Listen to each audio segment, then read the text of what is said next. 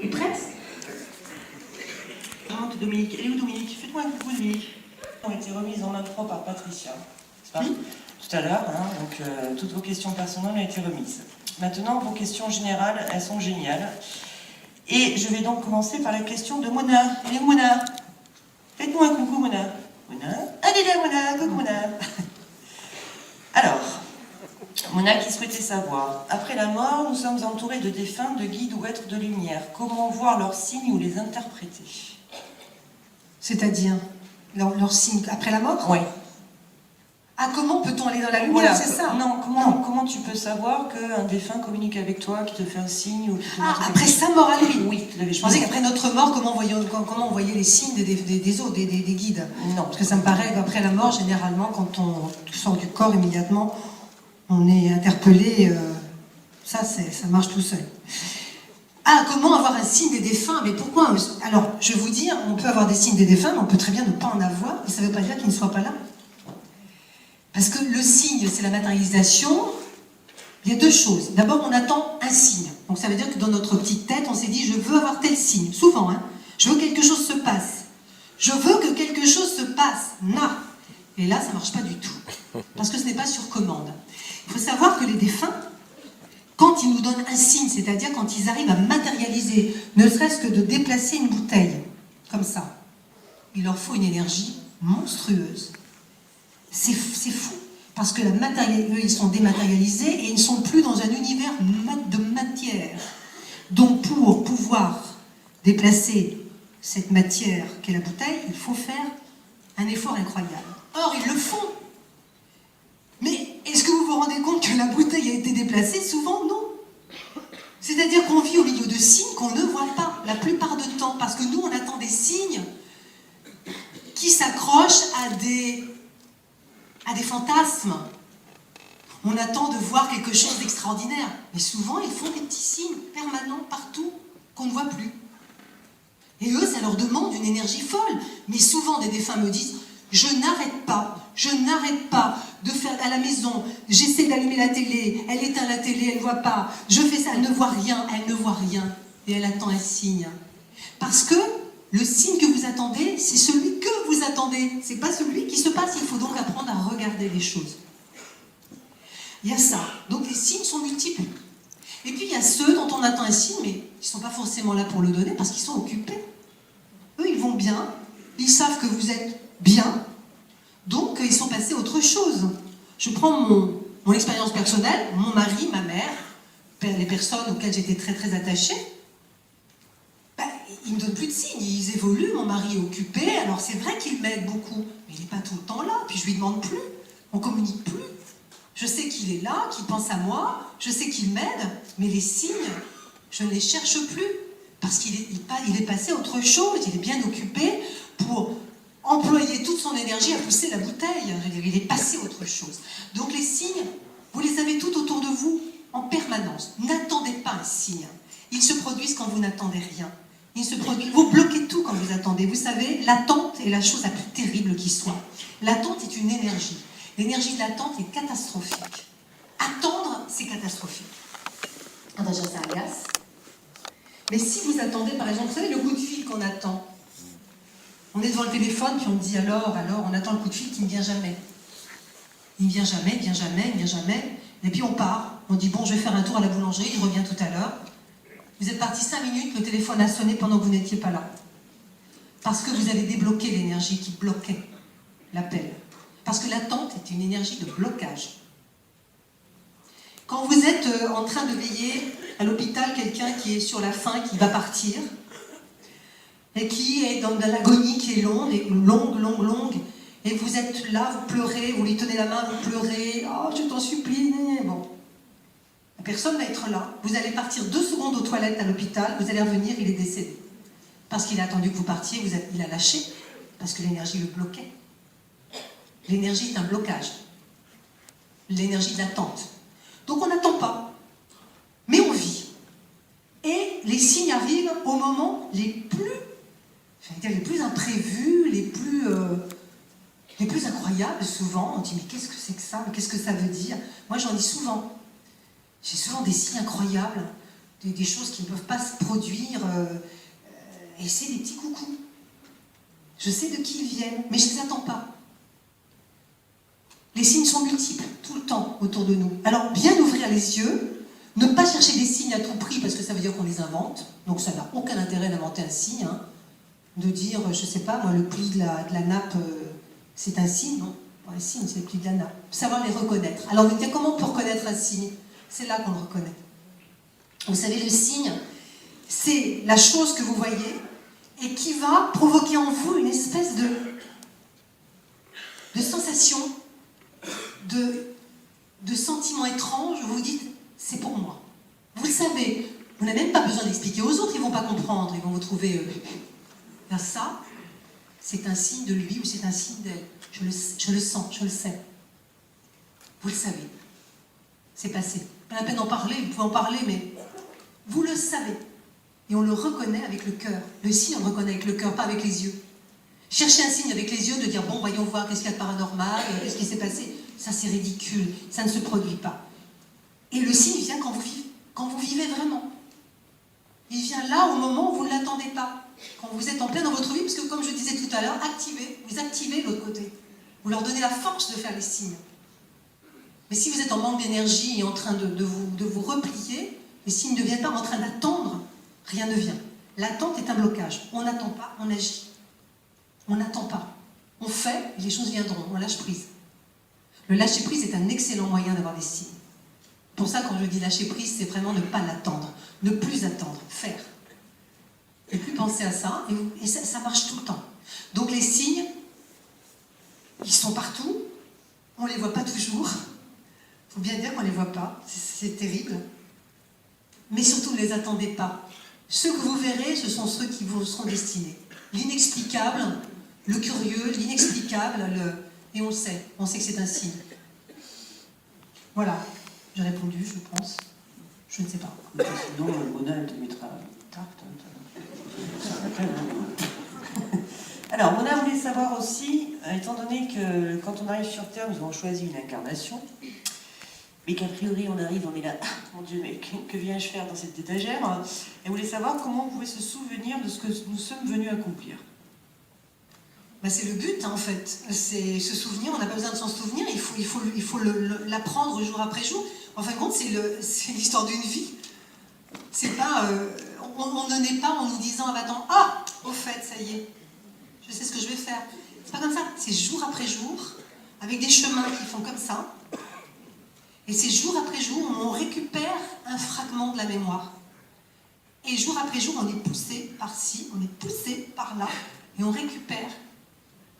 Mais surtout, encore une fois, ne pas se dire, bon, qu'est-ce que je suis venue faire? Moi, je voudrais faire ça parce que je veux être célèbre, parce que je veux chanter, parce que je veux faire... Ne pas projeter. Faire ce qu'on est venu faire. Ne pas essayer, parce que souvent les gens s'embrouillent en essayant de trouver des destins qui ne sont pas les leurs. Se laisser porter vers son destin, c'est vivre sa vie. Et se laisser, quand je dis porter, c'est agir, mais se laisser porter. Chaque jour, vous retrouvez un petit morceau de votre passé, de votre mission, chaque jour. Et on le sait tous à un moment ce qu'on est venu faire. On le sait tous. On a tous compris, étant enfant, on a tous eu une intuition, une prémonition en disant c'est bizarre, je me vois faire ça plus tard. C'est bizarre, j'ai rêvé que je faisais ça. Et c'est pas un hasard. On a des fragments du plan qu'on est venu accomplir, sauf qu'il ne faut pas les zapper. Il faut les tenir. Et il ne faut pas les remplacer par des fragments inventés. Faire ce qui est bon pour soi, ne pas faire ce qu'on veut faire. Attention, faire ce qu'on désire n'est pas forcément ce qui est bon pour soi et ce qu'on est venu faire. Souvent, on est trompé par le désir. Le désir est un leurre, souvent. Hein. Souvent, pas toujours, mais souvent le désir est un leurre. Donc bien ressentir que ça, c'est pour soi. Ne jamais aller à l'encontre de son intuition encore pour ça. Et retrouver son chemin de vie, c'est se laisser aller chaque jour à... Justement, le lâcher-prise a un rôle prépondérant, un rôle très important là-dedans. C'est de laisser venir ces petits morceaux d'intuition, de rêve, de sensations. Ce sont juste des sensations, comme ça, fugitives, fugaces. Il faut les arrêter et se dire, oui, ça je prends. Et on reconstitue dans sa vie le puzzle. On reconstitue le puzzle. Et puis, il y a les gens qui sont plus sensibles et qui savent qu'ils sont venus faire. Voilà, parce qu'ils le sentent. Ils sentent qu'ils vont faire ça. Ça ne correspond pas toujours à ce qu'on a envie de faire, ce qu'on veut faire, ce qu'on fait. Hein. Notre destin ne correspond pas toujours à notre désir. Mais c'est notre destin. Et s'il nous est donné de le faire, c'est parce que forcément on l'a choisi pour une bonne raison et qu'on doit avancer avec ça. Mais le désir, attention, le désir est souvent à l'heure. Parce que le désir obéit toujours à une règle de la société ou bien à une mode. Mais ce n'est pas forcément ce qui est bon pour nous. Bien réfléchir, qu'est-ce qui est bon pour soi et vers quoi on se sent porté. Mais ne pas travailler, ne pas essayer de résister à cette pulsion-là. Ne pas aller vers la facilité, aller vers ce qui est bon pour soi. On reconstitue chaque jour un morceau du destin. Chaque journée nous donne un morceau de notre destin. Et puis il arrive un moment, on se dit oui, c'était ça. Et puis c'est pas la peine de penser autrement parce que ça sera ça jusqu'au bout. Moi, par exemple, je sais ce que je vais faire jusqu'au bout de ma vie maintenant. Je sais que ça sera comme ça et que c'est très bien. C'est pas forcément ce que je veux, mais enfin bon. C'est bien. T'avais rêvé de parler avec les morts, toi, petite? Dans quoi? Toi, t'avais rêvé de parler avec les morts quand t'étais petite? Mais non, justement, quand j'étais petite, c'est pas du tout ce que je voulais faire. Bon, c'est pas grave. Mais non, je fais un destin mon destin est totalement différent de ce que je rêvais de faire. Moi, c'était pas du tout ça, quoi. Et celui-là, je sais que c'est mon destin. Être là aujourd'hui, être médium, continuer mon chemin solitaire parce que c'est comme ça, et parce qu'il faut chercher, parce qu'il faut continuer d'aider, parce qu'il faut continuer de s'ouvrir au monde et d'ouvrir le monde. Et c'est pas du tout une espèce de destin à Mère Teresa, parce que je suis pas du tout là-dedans. Je suis pas du tout dans le manichéisme, le bien, le mal, tout ça. Bon. C'est juste que je sais que c'est juste de le faire. Merci. Yeah. Alors, j'avais une question de Dany. Dany, elle est où, Dany? Dany, que Dany? Alors, Dany voulait savoir, lors d'une grossesse gémellaire, lorsqu'un des deux fœtus décède, est-ce qu'il y a toujours une communication qui se fait avec l'enfant qui survit? Alors, dans une grossesse gémellaire, quand l'un des deux fœtus décède, ce qui arrive souvent, il y a souvent des jumeaux qui meurent, est-ce qu'il y a toujours une communication? Oui. Jumeaux, ça veut dire deux âmes qui décident de naître ensemble. Alors, encore une fois, parce qu'ils sont liés. Mais attention, ça ne veut pas dire parce qu'ils s'aiment. Ils sont liés. Il y a un lien qui les tient depuis avant. Et puis, ils s'incarnent tous les deux en jumeaux. Puis, il y en a un qui va partir parce qu'ils ont convenu que cette pulsion de vie ensemble et le départ de l'un d'eux qui va travailler de l'autre côté avec lui sera plus fructueux que d'être ensemble. Il y a toujours un calcul dans le décès. Je me souviens avoir demandé un jour à un garçon qui s'était suicidé, sa maman me disait « Demandez-lui pourquoi ?» Et lui m'avait répondu en défunt. Mais pourquoi vous voulez toujours savoir pourquoi? Ça ne vous vient pas à l'idée que ça doit se faire comme ça de temps en temps? J'ai trouvé ça fou. Sauter la vie, on ne peut pas dire que ça se fait, c'est absolument monstrueux. Un enfant de 20 ans ne peut pas... Et en fait, j'ai appris aussi, et c'est pas politiquement correct, hein, qu'il y a des choses, pas toutes, parce qu'il n'y a pas de généralité, il n'y a pas de généralité même dans les suicides, c'est-à-dire qu'il y a des suicidés qui vont errer, comme j'ai dit tout à l'heure, qui ne trouveront pas la paix, puis d'autres qui vont être bien tout de suite, parce qu'ils me disent, mais ça t'est pas venu à l'idée que ça devait se faire comme ça. Il n'y a pas de pourquoi, c'était comme ça. Parce que maintenant, là où je suis, je vais être plus rentable pour ma propre existence que là où j'étais. Et ça m'a toujours étonnée, ça m'a choquée au début. Je disais, mais c'est pas possible. Et en prenant de la distance avec ce que nous sommes et notre vie ici, et avec l'émotion, parce que c'est vrai que nous sommes des êtres faits d'émotions. Nous, à partir du moment où on est incarné, on commence à souffrir, on commence à avoir envie de pleurer, on a faim, on a froid, on est plein d'émotions, on est tributaire de nos émotions tout le temps. Et en fait, ce qui nous trompe, parce qu'on est incapable dans l'émotion de prendre du recul par rapport à ce que nous sommes. Et quand un défunt vous dit « Ben non, mais je suis mieux là pour faire ce que j'ai à faire que là où tu es. » Et quand mon mari me dit « Mais moi, il fallait que je parte parce que tu n'aurais pas pu mener faire ce que tu fais si j'étais restée là. Et c'est vrai, j'aurais jamais eu l'idée. Mais il a raison. Mais je dis oui, mais on ne pouvait pas trouver une négociation possible en mi-temps. Mais non, parce que tu aurais, et c'est vrai, il me dit, tu aurais continué de vivre comme avant. Or, sa mort a été une fracture totale, où maintenant, je suis, comme je dis, sur un chemin où je rencontre des gens tout le temps, où je donne des coups de main, où je suis sur, voilà, où je circule tout le temps toute seule, etc. Un chemin de solitude, mais un chemin de joie. En même temps, de joie profonde. Au début, j'avais honte de dire que j'avais de la joie. Après la mort de mon mari, je me suis dit, mais c'est pas possible, j'ai de la joie. Je suis vachement heureuse. C'est très flippant, parce qu'on se dit, je peux pas dire ça, c'est pas politiquement correct. J'aurais jamais pu faire ça. Et il a raison. En fin de compte, cette deuxième partie de mon existence, cette dernière partie de mon existence, eh bien, s'il n'était pas parti, j'aurais pas pu l'avouer aux autres. Et lui m'aide dans ce que je fais. C'est-à-dire qu'il me balance tous les jours une espèce d'aide pour m'aider à faire ce que je fais. Tout le temps. Et les jumeaux, quand l'un va décéder, qu'est-ce qu'il va faire? En évoluant de l'autre côté, il va aider l'autre à réaliser sa mission, sa vie ici, ou à faire ce qu'il avait à faire, et ce qui va être fructueux pour tous les deux. Ça va être bon pour tous les deux. Parce qu'il y a ce lien chez les jumeaux, franchement, il y a un lien. Bien, mal, même s'il n'est pas parent, il y a un lien très très fort. Ils sont liés. Qu'importe ce qui les lie, ils sont liés. Donc, s'ils décident de partir, c'est qu'ils pensent que ça sera beaucoup plus efficace si l'un d'eux part. De toute façon, il n'y a rien qui soit le fruit du hasard. La vie est un programme d'ordinateur absolument parfait. La vie est parfaite.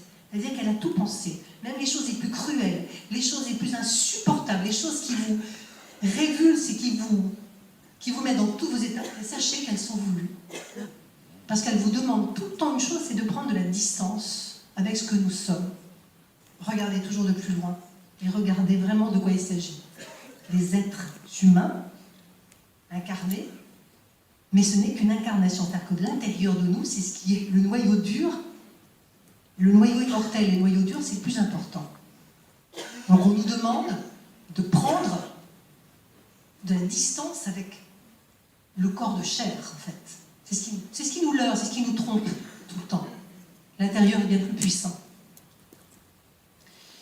Alors, Denis se demandait aussi si l'incarnation, elle se faisait avant ou pendant la grossesse. L'incarnation avant, pendant la grossesse, la décision est avant. Et elle se fait au bout de 3 à 4 semaines. Je pense qu'il y a une incarnation au bout de 3 à 4 semaines qui vraiment habite le fœtus. Avant, il y a un petit corps organique qui grossit, qui grandit, et il y a quelqu'un qui arrive au bout de 4 semaines. Quelquefois, il part tout de suite, quelquefois il reste, quelquefois il meurt pas après la naissance, mais sa pulsion d'incarnation va être hyper importante pour son évolution. C'est ce qu'on m'a expliqué à un bébé qui était mort-né, et je lui ai dit, qu'est-ce que ça t'apporte de naître et de partir, et de laisser ta famille dans un tel désarroi? Elle me dit, mais moi, c'était suffisant, j'étais née, où je m'étais incarnée. Je n'ai pas besoin de plus pour moi. Mais eux, ils vont grandir avec ça, ils vont grandir. Donc, tout est utile, mais il n'y a rien qui soit dans l'incarnation, tout est incroyablement prévu. Je trouve que plus je suis dans cette recherche et plus je suis dans ce questionnement, plus je trouve que tout est parfait. Je trouve qu'il y a une perfection, une intelligence dans le scénario de la vie qui est extrêmement perturbante. C'est très intelligent, la vie est très intelligente. Elle n'est pas idiote. Quand on dit la vie est moche, la vie c'est pas vrai, on la rend moche. On la rend moche parce qu'on ne sait pas gérer, on ne sait pas interpréter, on fait des drames de tout, et puis on tue, c'est nous qui faisons les choses, c'est pas la vie. La vie, elle est magnifique. Et quand on a compris que la mort n'est pas un drame, ce qui continue de nous dire sans arrêt, mais c'est pas un drame. Ça permet d'avancer, quelle que soit la mort, et même quand moi aussi je suis choquée, moi j'arrive pas, quelquefois, mais mince alors, pas possible ce truc-là. Ah ben non, on me dit, mais quoi? C'est pas un drame. Les choses ont changé. Elles servent à quelque chose. On doit évoluer. Pas nous les humains. Nous les humains, de toute façon, un de ces quatre, de la Terre, on va disparaître. Hein. On va finir comme on finit les dinosaures et d'autres espèces viendront après. C'est pas grave. C'est nous, le souffle qui est dedans, le souffle qui est partout, qui est né d'avant. Celui-là, il n'arrête pas d'évoluer. Chaque fois il arrive, il est très très vieux, on oublie la plupart. Et heureusement qu'on ne se charge pas de toutes ces mémoires. Quand je dis aux gens, faites pas trop de régression, essayez de retrouver des mémoires en plus. Vous ne savez pas si ce sont vos vies, si ce sont vos mémoires, on ne sait pas, on est sous hypnose. Si on n'a pas des contacts avec d'autres gens qui vous racontent leur histoire, etc. Vous ne chargez pas. Si on vous fait naître maintenant, occupez-vous de votre vie. Si maintenant elle est vachement plus importante, ne vous chargez pas. Mais le noyau dur, lui, il a des histoires, mais une mémoire incroyable, incroyable. Yes. Ok. Yes, we can. Yes. Alors, dernière question de Dani, qui voulait savoir, pour les enfants entre 0 et 5 ans, est-ce qu'une autre entité peut prendre la place de l'enfant? Entre 0 et 5 ans, est-ce qu'une entité peut prendre la place de l'enfant? Non, non. L'enfant est né avec sa propre personnalité, avec son souffle à lui. Il s'incarne, mais il peut y avoir effectivement un phénomène d'influence, de possession, c'est possible. C'est très rare les possessions. Hein. Possession, c'est quand même un phénomène extrêmement rare, mais ça peut exister. Et effectivement, il peut y avoir une influence. Ce que j'appelle une influence, c'est-à-dire une entité qui se met à influencer l'enfant, qui lui est en devenir, qui est encore malléable, qui est plus proche, comme j'ai dit tout à l'heure, du monde duquel il vient. Et donc, il peut être sous l'influence d'une entité, oui, qui parle, qui le fait agir et qui s'amuse, comme on s'amuse d'une petite marionnette. Ça peut arriver. On le reconnaît très vite, et puis il y a des moyens très efficaces d'arrêter le massacre. Très efficaces. Hein. Et où, M. Sécurel? Qui voulait savoir, qu'est-ce que tu penses des différents salons de la voyance? Vous ne voyez pas, c'est marrant cette réaction. Je me demande si vous n'êtes pas en train de deviner ce que j'en pense. Je ne sais pas, je me demande. Non, Non, mais voilà, quoi. Vous savez bien ce que je pense de toutes ces choses-là. Moi, bon... Mais ça me regarde, ça m'est très personnel. C'est-à-dire que j'ai un gros problème avec ça. Et je suis bien la seule, apparemment, dans le milieu. C'est que, pour moi, c'est pas une espèce de foire. C'est pas une foire, la médiumnité. La voyance, je suis pas voyante. Enfin, je peux avoir des sensations, mais se mettre dans un salon où on est plusieurs, comme ça, et puis chacun... D'abord, ça me fait penser à autre chose, je ne sais pas pourquoi. Hein, vous ne trouvez pas, ça fait un peu... Un peu quoi? Venez. Asseyez-vous, je vous en prie. Qu'est-ce que je peux faire pour vous? Je ne peux pas. C'est un truc, c'est tellement personnel, c'est tellement spirituel, c'est tellement intime, toutes ces histoires-là, de mort, de défunt, de chemin de vie, qu'un salon de la voyance, je respecte. Parce que je sais qu'il y a des gens qui aident d'autres gens, il y a des gens qui ont eu des révélations dans le salon de la voyance, etc. Mais moi, personnellement, donc je respecte, mais voilà, moi, personnellement, je pense que je ne supporte pas. C'est un truc commercial qui désacralise, parce que y a pas, mais qui ne respecte plus cette espèce d'intimité. Mais je pense que ça peut aider des gens, effectivement. Hein. Et moi, j'ai besoin, moi je vous dis, les gens viennent me voir chez moi, on prend un café, on discute, on pleure, on a des communications, les gens repartent. C'est comme ça se passe comme ça. Il n'y a pas d'échange, il n'y a pas de sous, il n'y a pas de... C'est comme ça, et ça peut se faire aussi... on se rencontre sur un trottoir, on se dit un truc, j'ai un truc, je le dis, ça peut être dans un restaurant, comme je dis toujours, le couple qui est à côté, qui est en train de dîner, et puis moi je suis avec des copains en train de dîner au restaurant, on rigole, on fait du bruit, parce que je parle beaucoup, hein. Ça n'a pas l'air comme ça. On ne dirait pas, mais je parle assez. Et puis je suis en train de plaisanter, et puis d'un seul coup, j'ai une voix qui me dit hey, je commence à entendre fredonner dans mon oreille, ça susurre, ça c'est pas à table. Il y a quelque chose qui susurre, et je me retourne et je vois une femme que les autres ne voient pas, qui me dit « Pardonnez-moi, regardez cette table ». Et je regarde, il y a une table à côté avec deux personnes, un homme et une femme en train de dîner en amoureux. Elle me dit « Voyez, c'est mon mari. Cet homme est mon mari, j'étais sa femme, je suis décédée et c'est sa nouvelle femme. Oui. Qu'est-ce qu'elle va me demander? C'est un peu inquiétant. Et elle me dit, je voulais juste que vous lui disiez que j'adore cette nouvelle femme, qu'il ne pouvait pas mieux choisir, mais comme je sais qu'il est très malheureux et qu'il culpabilise, allez lui dire de ma part. Dites-lui que je le bénis dans son choix et que je suis avec lui, malgré tout. Bon, inutile de vous dire que ça casse un peu l'ambiance. C'est avec toi, c'est sympa. Et donc, ils vont être obligés de le dire, parce que sinon, cette dame ne me lâche pas, et c'est ce que j'ai fait, donc effectivement, vous imaginez la tête du monsieur. Mais il faut le faire. Et souvent, je suis dans des situations très très délicates, Et quand on vient vous dire, excusez-moi, imaginez, vous êtes en train de dire, excusez-moi monsieur, voilà, vous ne me connaissez pas, je dînais, mais je suis médium. Votre femme décédée est là, elle me dit de vous dire que madame, très bien, continuez comme ça, bonne soirée messieurs, dames. Voilà, c'est terrible. Vous imaginez comme je me sens humiliée. Moi, c'est humiliant pour moi, quelquefois. Mais il faut le faire. L'ambiance, alors le monsieur est bien, après on me regarde, les copains me disent, mais qu'est-ce que t'as? Mais tu peux pas t'empêcher. Mais c'est vrai, et en fait, vous pouvez pas vous empêcher, parce qu'on peut pas refuser.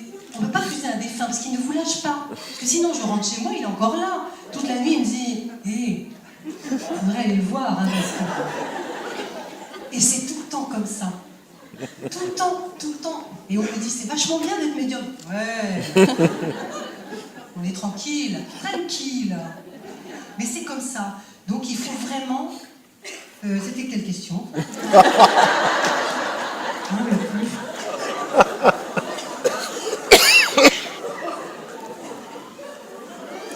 Répétez les questions. C'est pas des questions. Je me souviens plus. C'était les salons de voyance à la base. Bon voilà. Alors je vous ai répondu, je fais pas ça parce que je trouve ça un peu bêta. Et puis je trouve qu'il y a trop de décorum, trop de... C'est trop... Je parle pas de mots de charlatan parce que il y a même pas de charlatans, c'est même pas des charlatans parce que je pense que ils le font vraiment avec cœur souvent. Enfin je pense. Mais c'est tellement pipeau, tout ça, c'est consommation. J'aime pas, dans cette histoire-là, je trouve qu'il n'y a pas de consommation possible. On peut pas, c'est la seule chose qu'on ne peut pas consommer. La médiumnité, la voyance, c'est une chose spirituelle. Mais quand je dis spirituelle, c'est pas spirituel, religieux, c'est une chose du cœur. Et on ne peut pas tromper le cœur avec le fric. Pour moi, c'est comme ça. Voilà.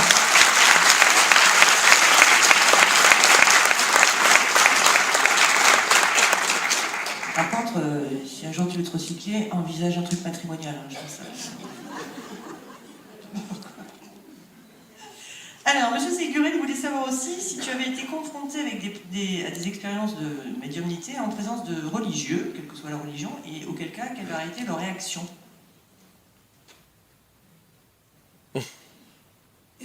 J'ai été appelée 2 fois dans ma vie par des... Alors, j'ai travaillé avec... je dois dire le père Brune et puis le père Martin, qui est un prêtre de Charleroi, qui m'ont appelé beaucoup pour des exorcismes. Quand l'église, c'est vrai, le père Martin m'appelait beaucoup pour travailler en Belgique sur des exorcismes, sur beaucoup de gens. Et le père Brune, beaucoup aussi m'envoyait. Alors, à part ces deux-là, effectivement, j'ai pas eu l'occasion. Si, j'ai été appelée une fois en Bretagne pour un prêtre qui se disait possédé. Chez les séminaristes, beaucoup de possessions. C'est vrai. C'est très, très curieux. Et les réactions, ceux que je connaissais étaient acquis à la cause, donc ils n'étaient pas... Je pense que... De toute façon, il n'y a pas une ouverture extraordinaire là-dessus. Puisque les prêtres continuent à avoir en moi une espèce Au bûcher, quoi. de sorcière, ou je ne sais quoi. C'est très compliqué. Vous savez...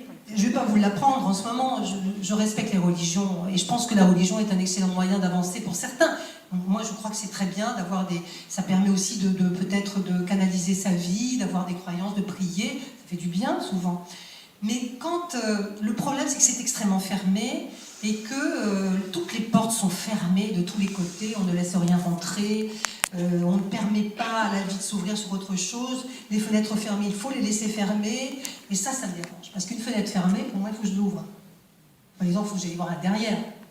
Ah oui, mais il ne faut pas toucher. Ben non, on va aller voir quand même, parce qu'il ne faut pas toucher. Pourquoi? Et c'est le pourquoi. Non, parce qu'il y a du mauvais. Et en fait, on se rend compte que le mauvais, c'est pas du mauvais, c'est de l'incompris. Ce qu'on appelle négatif, souvent, c'est de l'incompris. C'est pas négatif. C'est négatif jusqu'à ce qu'on comprenne que c'est pas compris. Et quand on commence à le comprendre, ça devient positif. Dans l'au-delà, ce qu'on appelle le négatif, les démons sont des forces qui sont extrêmement violentes parce qu'on ne les comprend pas. C'est-à-dire qu'on ne comprend pas à quoi elles servent. Quand on a commencé à comprendre à quoi elles servent, on les annihile. Ça me permet de faire une petite parenthèse, d'ouvrir une parenthèse pour la possession peut-être, sur toute possession, toute forme violente, paranormale, cache une névrose ou une psychose, de toute manière. C'est très très lié. Il n'y a pas de possession sans une névrose d'angoisse très très forte. Et ma dernière expérience, ça a été pas loin de chez moi. On est venu me chercher pour un appartement où il y avait des phénomènes de poltergeist, mais très violents, c'est-à-dire que rien ne tenait en place. C'est-à-dire que l'armoire faisait 3 fois le tour de la pièce, les verres partaient, mais c'était vraiment impressionnant. Donc, quand je suis arrivée, et devant la violence de la chose, et en plus, c'était un esprit qui était là, et qui était d'une grande violence, c'est-à-dire que les gens ne pouvaient plus dormir, c'était un couple d'ouvriers, leur fille. Ils soulevaient les couvertures, volaient, les oreillers étaient pris sous la tête, étaient balancés par la tête, c'était horrible, ça n'arrêtait pas dans cet appart, ça n'arrêtait pas, c'est un appart, un HLM, c'était pas une maison à château hanté, Et là, on se dit, il y a quelque chose, il y a encore quelque chose. Il y a toujours, je dis, quel est le problème? Qui est-ce qui se sert de ça? Qui est-ce qui se sert de cet esprit pour manifester son mal-être? C'est tout le temps. Et effectivement, j'ai trouvé très vite le rôle de la jeune fille. Voilà, une blessure d'enfance non dite. Vous voyez de quoi je veux parler, les blessures d'enfance chez une jeune fille, les abus, abusés, etc., qui hurlent sans le faire, son inconscient hurle et demande justice. Qu'est-ce qu'elle utilise? Sa force psychique, qu'est-ce qu'elle appelle? Ce qu'on appelle des démons, qui sont des espèces d'énergie psychique, qui viennent à la rescousse du mal quand on veut faire du mal, comme les anges viennent à la rescousse du bien. Mais qu'est-ce que ce sont? Ce sont des énergies psychiques. Et donc ces démons, une fois qu'on a compris le problème, qu'on met le doigt sur le problème et qu'on dit à la fille, maintenant, parle-moi, et qu'elle parle, tout s'arrête. C'était une grande violence, c'est vraiment une grande, grande violence. Voilà. Donc, qui crie au secours quand il y a un phénomène de hantise, quand il y a un phénomène de poltergeist, des odeurs, des manifestations? Qui crie au secours dans la maison? Première chose à regarder, qui a mal, qui a été blessé, qui a été abusé, qui a été maltraité, qui ne peut plus le dire parce qu'elle ne peut pas parler, et qui appelle par son esprit des forces pour venir casser la figure à celui qui lui a fait du mal. C'est ça. Et c'est très souvent ça. Vous écoutez, vous comprenez la souffrance, votre démon il disparaît, ça devient un petit Gasper qui s'envole par la fenêtre. C'est plus rien. Et c'est ça en fait. Tout est humain et tout est psychique. Tout est humain. Et souvent, les entités, ce qu'on appelle les énergies, les entités, les fameux démons qui cassent, qui hurlent, ceux qui sont représentés dans les films en gore, etc., ce sont uniquement nos cris, nos appels au secours, nos drames non résolus, nos drames suspendus qui sont là. Et on ne sait plus quoi faire et on en crève soi-même. Et l'unique moyen d'aller mieux, c'est de déclencher. Et c'est ça, et une fois que vous avez exprimé, une fois que vous avez compris, tout s'évapore. C'est souvent ça. Et quand une maison est hantée et qu'elle est maléfique et qu'on dit ne rentre pas, il y a des tas de trucs, c'est qu'on n'a pas compris la maison. C'est-à-dire qu'on n'a pas compris le drame, on n'a pas compris ce qui s'est passé. Dès que vous comprenez, vous résolvez, tout s'arrête. La force psychique, tout vient de là, tout vient de cette force psychique que nous avons et qui peut déclencher, apaiser les démons et les anges, ce qu'on appelle les démons et les anges. J'utilise des figures exprès, je l'utilise parce que ce n'est pas mon vocabulaire. Ces forces bénéfiques qu'on appelle les anges, pareil, sont déclenchées par notre esprit quand on est plein de gratitude. On déclenche les anges. Quand on est plein de haine, on déclenche les démons. Ils sont comme une espèce d'énergie à nos services. On n'ose pas le faire soi-même, on utilise. C'est comme ça. Mais tout est terriblement humain. Tout est terriblement humain. C'est que ça n'aime pas les soirées, toi. Parce que on va pas se mettre quand même. Hein. Alors, Gisèle, elle est où Gisèle? Gisèle? Elle est où Gisèle? Elle est là. Voilà. Alors, puisqu'on était un petit peu dans ce genre de domaine, qui voulait savoir, toi qui te dis donc agnostique, qu'est-ce que tu penses des apparitions de la Vierge, notamment celle de Lourdes?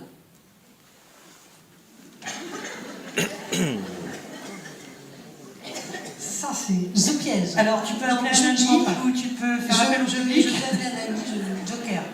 Non, je vais expliquer. On avait beaucoup travaillé là-dessus avec Père Brune et puis le Père Laurentin à l'époque, qui s'occupait de Excusez-moi, je fais une parenthèse. Pour ceux qui ne connaîtraient pas le Père Brune est un des précurseurs de la TCI, la transcommunication instrumentale. Oui, puis il a été un érudit qui a écrit, c'est lui qui a écrit Les Morts nous parlent, qui a été un best-seller il y a quelques années.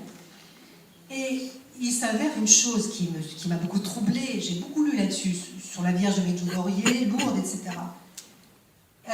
C'est très troublant, parce qu'encore une fois, là, on a affaire à quelque chose de très joli, quelque part, mais qui est complètement stérile, en fait. On n'attend pas grand-chose sur l'homme.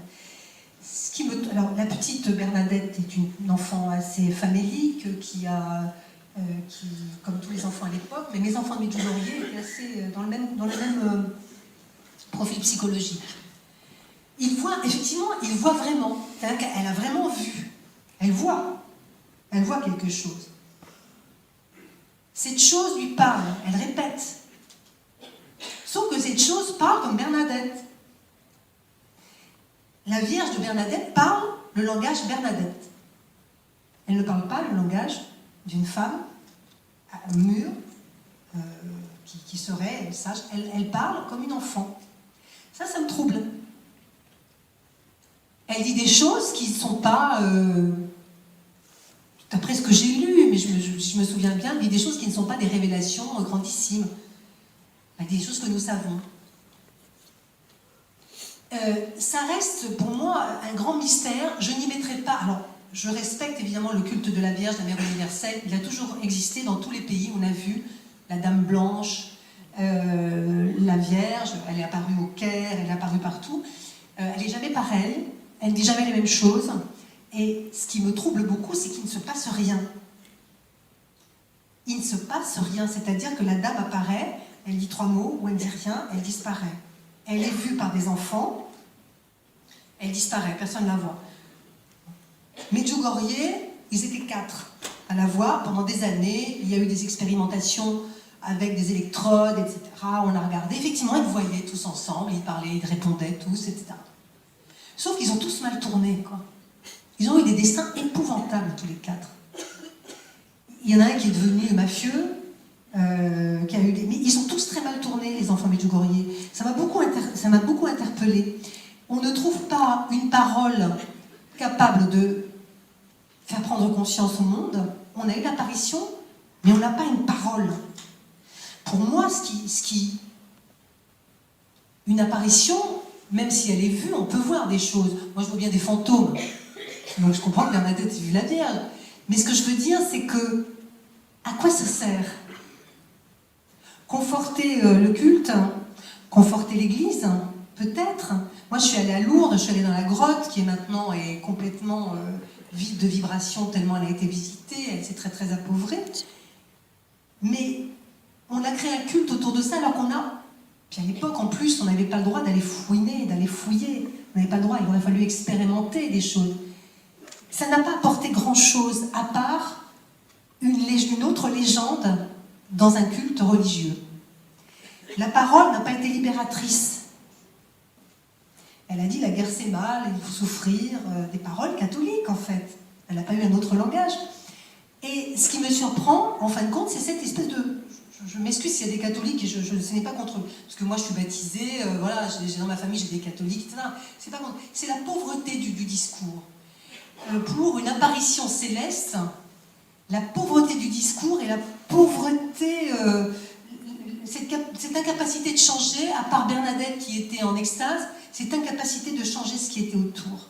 cette non-contamination par cette apparition. Alors on s'est posé des questions, même avec le père Laurentin, avec le père Brune, on se disait, est-ce qu'il n'y a pas une manipulation? Est-ce que... C'est très questionnant. Aujourd'hui encore, on ne sait pas ce qu'a vu Bernadette, on ne sait que ce qu'elle a raconté, elle a bien vu. Est-ce que c'est la Vierge? Est-ce que c'est une apparition due à autre chose? Est-ce que c'est... Ça reste un mystère. Moi, je me dis, et je reste toujours très pragmatique, et c'est un peu mon défaut, c'est aussi un défaut, c'est le défaut des cartésiens, mais comme je suis avant tout cartésienne, avant d'être hystéro, je me dis, ça sert à quoi? Qu'est-ce que ça a changé, à part apporter des secrets au Vatican? Qu'est-ce que ça a changé pour le monde? Qu'est-ce que ça a apporté? Est-ce qu'il y a une conscience qui s'est ouverte? Non, ça a renforcé les clivages. Alors ça servait à quoi? Donc, oui, elle a pu voir la Vierge. Oui, je trouve que le discours de cette dame qu'elle a vue, je trouve pauvre, et je ne sais pas si c'était vraiment un personnage céleste ou si c'était un fantasme. Et je ne sais pas si ce n'était pas non plus une manipulation de quelque chose de l'au-delà pour Bernadette. Moi, je me pose 1000 questions, en fait. Je sais que l'au-delà est capable de manipuler énormément par des apparitions et de nous tromper beaucoup. Tout est possible. J'attends d'une apparition un discours qui résolve, ou une énergie qui résolve. S'il n'y a pas un discours qui résout, une réponse ou une énergie qui résout, pour moi, ça me laisse très dubitative. Voilà, moi je dis maintenant, c'est mon avis, et je respecte absolument. Le sacré, je ne veux absolument pas vexer, choquer. Chacun pense et croit en ce qu'il veut, et je le respecte absolument. Là-dessus, je veux être... Alors, Gisèle voulait savoir aussi, est-ce que tu ne penses pas qu'il y a plusieurs mondes dans un seul monde? Plusieurs dimensions dans une seule dimension? Oui. De toute façon, on est fait de dimensions, on n'a pas une dimension, on est dans une dimension entrecroisée. Si on va par là, oui, je pense, mais alors ça, c'est encore un autre sujet, je ne voulais même pas en parler, parce que je trouve que ça va tout mélanger. C'est qu'on est dans plusieurs dimensions à la fois. C'est-à-dire qu'apparemment, on est ici, on est après, on est avant, on est ailleurs. On est capable d'aller partout. Il y a plein de dimensions, en fait. Il n'y a pas un au-delà. L'au-delà, ça ne veut rien dire. L'au-delà, c'est pas un lieu où les morts vont se stocker. On dit, oh, j'ai vu l'au-delà, ils sont tous là. Mais imaginez le nombre de personnes dans l'au-delà. On va finir par ça va coûter cher, la place. On est dans de plein de dimensions. Et c'est pas de l'autre côté, c'est ici. On est dans des dimensions parallèles qui sont toutes ici. C'est pour ça qu'un médium peut voir des choses qui se passent dans l'autre dimension, dans certaines conditions, dans certaines fréquences, on commence à voir l'autre dimension ici, parce qu'elle est là, en fait. C'est-à-dire que, oui, elle est là. Nous ne sommes pas seuls.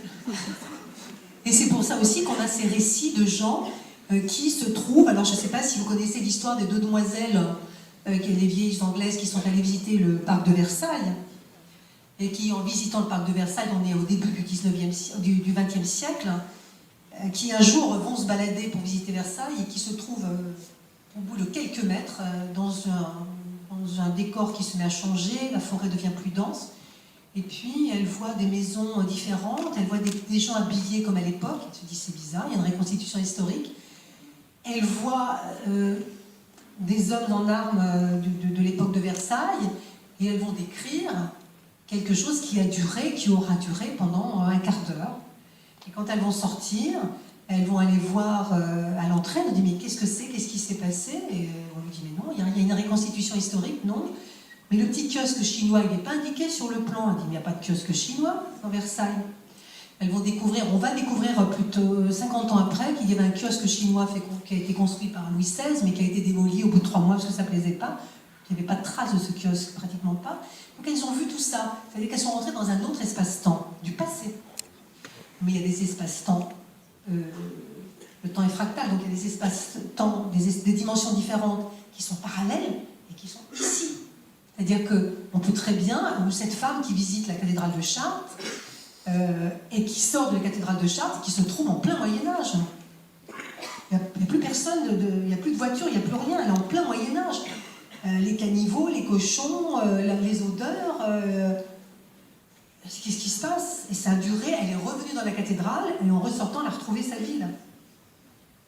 Espace-temps franchi, porte du temps, comme dans Les Visiteurs. Mais là, c'est vrai. Et en fait, on se rend compte qu'on est dans des espaces où il y a des portes, que de temps en temps, quand on est hypersensible et quand on déclenche, on franchit. Donc il y a plein de dimensions. On est une dimension. Il y en a plein. Dans notre dimension, il y a plein d'autres dimensions. C'est pas ailleurs. L'ailleurs n'existe pas dans l'au-delà. Un ailleurs n'existe pas. Il n'y a pas d'espace, il n'y a pas de temps. Donc c'est ici, en même temps. Mais c'est autre chose. En même temps, et c'est différent. C'est très difficile à concevoir. Un espace en même temps où il n'y a pas de temps. Et qu'on peut franchir de temps en temps. C'est compliqué, hein? C'est tentant. Ça. Et je me dis souvent, mais comment je peux expliquer ça? Comment je peux l'expliquer? C'est difficilement explicable. Pour vous dire la complexité de ce que nous sommes. Parce que nous naissons de ça, quand même. Nous sommes comme des êtres incroyables. Parce qu'on vient de ça. Nous sommes dans cette intelligence-là. Et une fois qu'on est dans ce corps, on oublie tout ça, puis on se dit, oh, bah, je suis né maintenant, je vais mourir bientôt, bah, alors, ça va être dur, est-ce que je choisis mon cercueil comme ci ou comme ça? Mais ça n'a aucune importance. En fin de compte, on est tellement énorme, on a tellement de force en nous, on est tellement incroyable, on est capable de voyager, de sortir du corps, de faire des voyages, de revenir, d'aller ailleurs, on est partout. C'est pour ça qu'il faudrait reprendre conscience de temps en temps de notre grandeur, quoi. C'est important. Oui, mais il y a plein d'espaces-temps qui se chevauchent, qui s'entrecroisent, qui sont parallèles. Et c'est vrai, oui, oui. Du coup, je m'embrouille dans mes questions. Parce que du coup, ça rejoint un peu celle de Céline. Elle est où, Céline? Ici. Là. Qui tout à l'heure, on faisait la réflexion. Comment peux-tu parler du concept du temps qui est tellement humain et de prétendre que le temps peut s'accélérer? Mais justement, c'est parce que le temps n'est pas humain. Le temps humain, c'est celui qu'on a créé pour pouvoir faire une journée. On a commencé à créer les dates, les heures, pour dire, bon, alors c'est la première heure, la deuxième heure, pour essayer de prendre des repères dans un temps d'une journée. Alors on a pris pour la journée le soleil, etc. Bon, c'est une notion de temps, mais on aurait pu prendre aussi 2 jours pour faire une journée, avec la nuit entre-temps. Ça, c'est totalement subjectif, c'est humain. Le temps n'existe pas. Le temps est, par exemple, l'avenir et le passé sont dans la même poche et se confondent. Compliqué à dire. En physique quantique, on le démontre. Maintenant, avec les termes humains, c'est compliqué. Quand je vous dis que notre journée de 24 heures en densité ne fait plus que 16 heures, vous le sentez parce que vous avez toujours 24 heures, mais votre densité, vos 16 heures passent à toute vitesse. Vous n'avez même plus le temps de rien faire et ça va encore continuer, ça s'accélère. Ça s'accélère encore. Bientôt, on va se lever, on va faire bonjour et on ira dormir et on leur dit les 24 heures sont passées parce que le temps n'existe pas. Il n'y a qu'une densité qui existe, une densité vibratoire de temps. Et tout ce qu'on a mis, nous, ces espèces de repères humains, en fin de compte, ça n'a ni queue ni tête. Ça n'a ni queue ni tête. De l'autre côté, quand je parle, moi, à une entité en disant « Est-ce que tu viendras me voir mardi ?» Il ne sait même pas ce que c'est que mardi. Mais c'est quoi mardi? Ben, dans 3 jours. C'est quoi 3 jours? Ça n'existe plus. Donc il faut convertir le temps pour qu'il puisse me dire 3 jours de ton temps. Tout le temps, c'est 3 jours de ton temps. D'accord, dans 3 jours de ton temps, ce qui fait 5 minutes du sien. C'est complexe. L'histoire du temps est très complexe. Parce qu'elle est très subjective, le temps est subjectif. Autre sujet, où qu'elles sont Dame Nancy et Dame Laurence? Montrez-vous, Madame. Nancy. Laurence.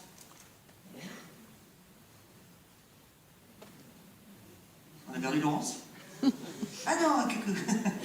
Alors, ces 2 dames qui étaient présentes à la conférence de 2014, on a des fans quand même, qui voudraient revenir sur les guérisons de l'au-delà dont tu avais parlé. Est-ce qu'il y a des choses qui ont été avancées un petit peu sur ce sujet? Oui. Et où est-ce qu'on en est sur ce sujet-là?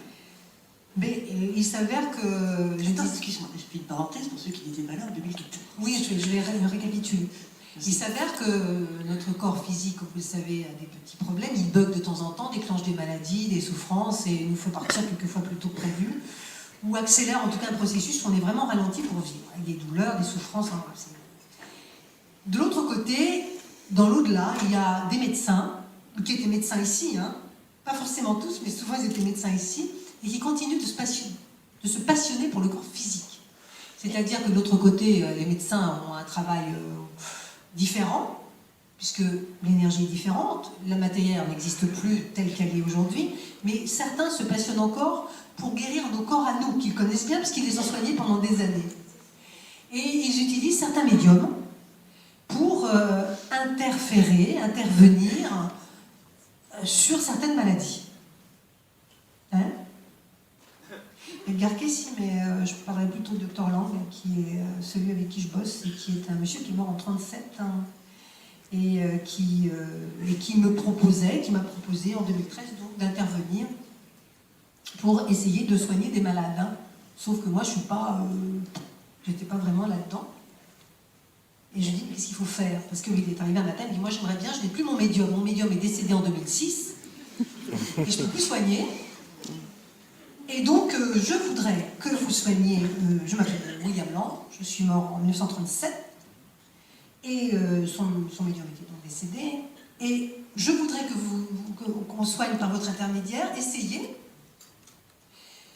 mais il faut dire que c'est moi, et pas vous.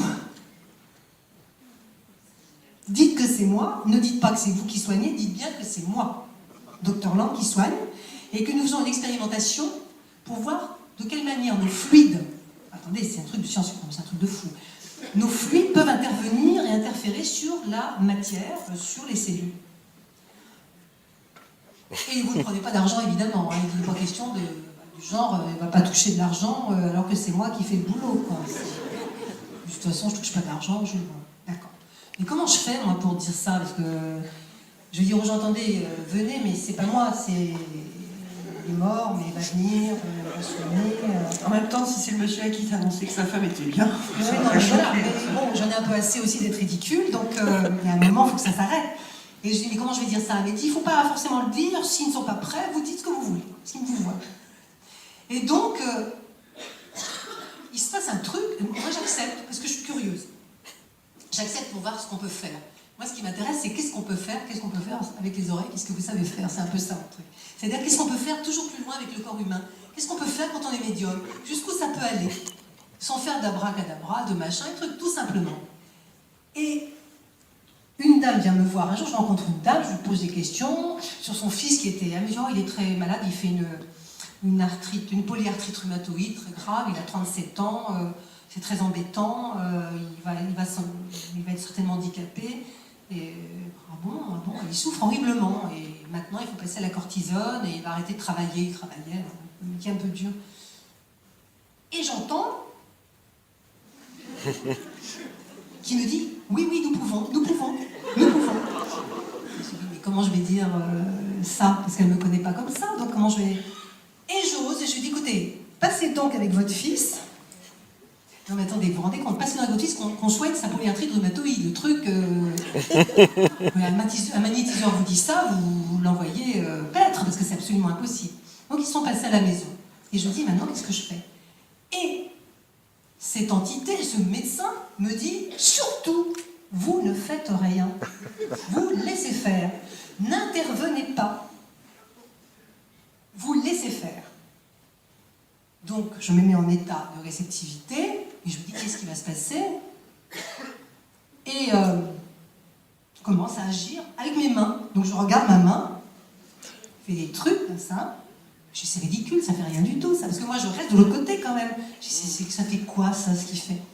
Et je vois le garçon qui dit, mais on est en train, mais qu'est-ce qui se passe dans mon dos? Vous avez mis quelque chose dans mon dos, il y a quelqu'un qui enfonce quelque chose dans mon dos, comme une aiguille. Ah bon? Et la séance dure à peu près 10 minutes, et moi je suis ahurie de voir ça. Mais je ne parle pas. Je reste consciente, je n'interviens pas, et je regarde faire mes mains, en sachant que c'est pas moi. C'est pas moi. Je peux pas dire j'ai soigné, je n'ai rien soigné.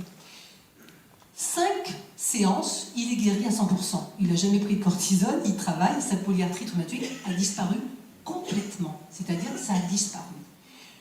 Moi, je trouve ça fascinant. C'est-à-dire que Lang explique que de l'autre côté, ils expérimentent des fluides, je ne sais pas ce qu'ils entendent par fluide, mais apparemment ce sont des fluides utilisés sur le corps physique et surtout sur les corps éthériques, sur les corps devant, comme s'ils retiraient le corps devant, le corps éthérique, ils enlèvent le bug, ils réparent le bug et ils le remettent, en fait. C'est un peu ça, le principe.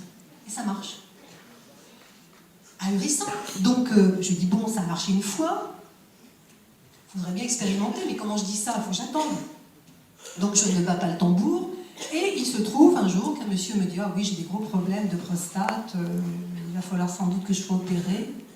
Nous pouvons. Alors, par contre, la pointe de prostate chez eux, c'est un peu délicat. Vous êtes sûr? Oui, oui, nous pouvons. D'accord. Donc je dis, écoutez, je peux peut-être soigner votre prostate. Vous voyez, c'est ridicule à raconter, je l'assure. À raconter, c'est ridicule maintenant. Après avoir fait le genre. Et mais attendez, on ne se déshabille pas, on n'est pas chez le Toupie. Les gens restent habillés, ils sont assis là, et l'autre il fait il fait des gestes. Et je vois le monsieur qui tombe dans les bas, mais endormi au plus profond, anesthésié complètement. Il a dormi 2 heures sur mon canapé, anesthésié complètement. Et bien aujourd'hui, il est guéri à 100%. Il n'a jamais eu de problème, quoi. Il n'a pas eu besoin d'opération ni rien. Donc il se passe bien quelque chose. Alors, c'est quelque chose qui est en expérimentation, et il y a eu beaucoup de cas. Maintenant, je suis contente parce que je soigne même des médecins qui viennent me voir. Je trouve ça extraordinaire, des médecins qui viennent tester. Et c'est là que c'est intéressant. C'est que maintenant, on expérimente avec des toubibs qui viennent voir ce qui se passe et qui sont ahuris de voir ce qu'ils ressentent et qui comprennent même. Attendez, moi, je ne comprends rien parce que je ne suis pas dans le monde médical et que je ne prétends pas l'être, mais qui comprennent même ce qui est fait. C'est assez énorme. Je trouve ça formidable. Si ça peut soulager, je dis tant mieux. Et quand il me dit c'est non, par contre, c'est non. Ça veut dire que c'est pas possible, ou qu'il y a quelque chose, je ne sais pas quoi. Mais quand il me dit on peut faire, c'est bon. Après, c'est à moi d'expliquer. Il est mort, là.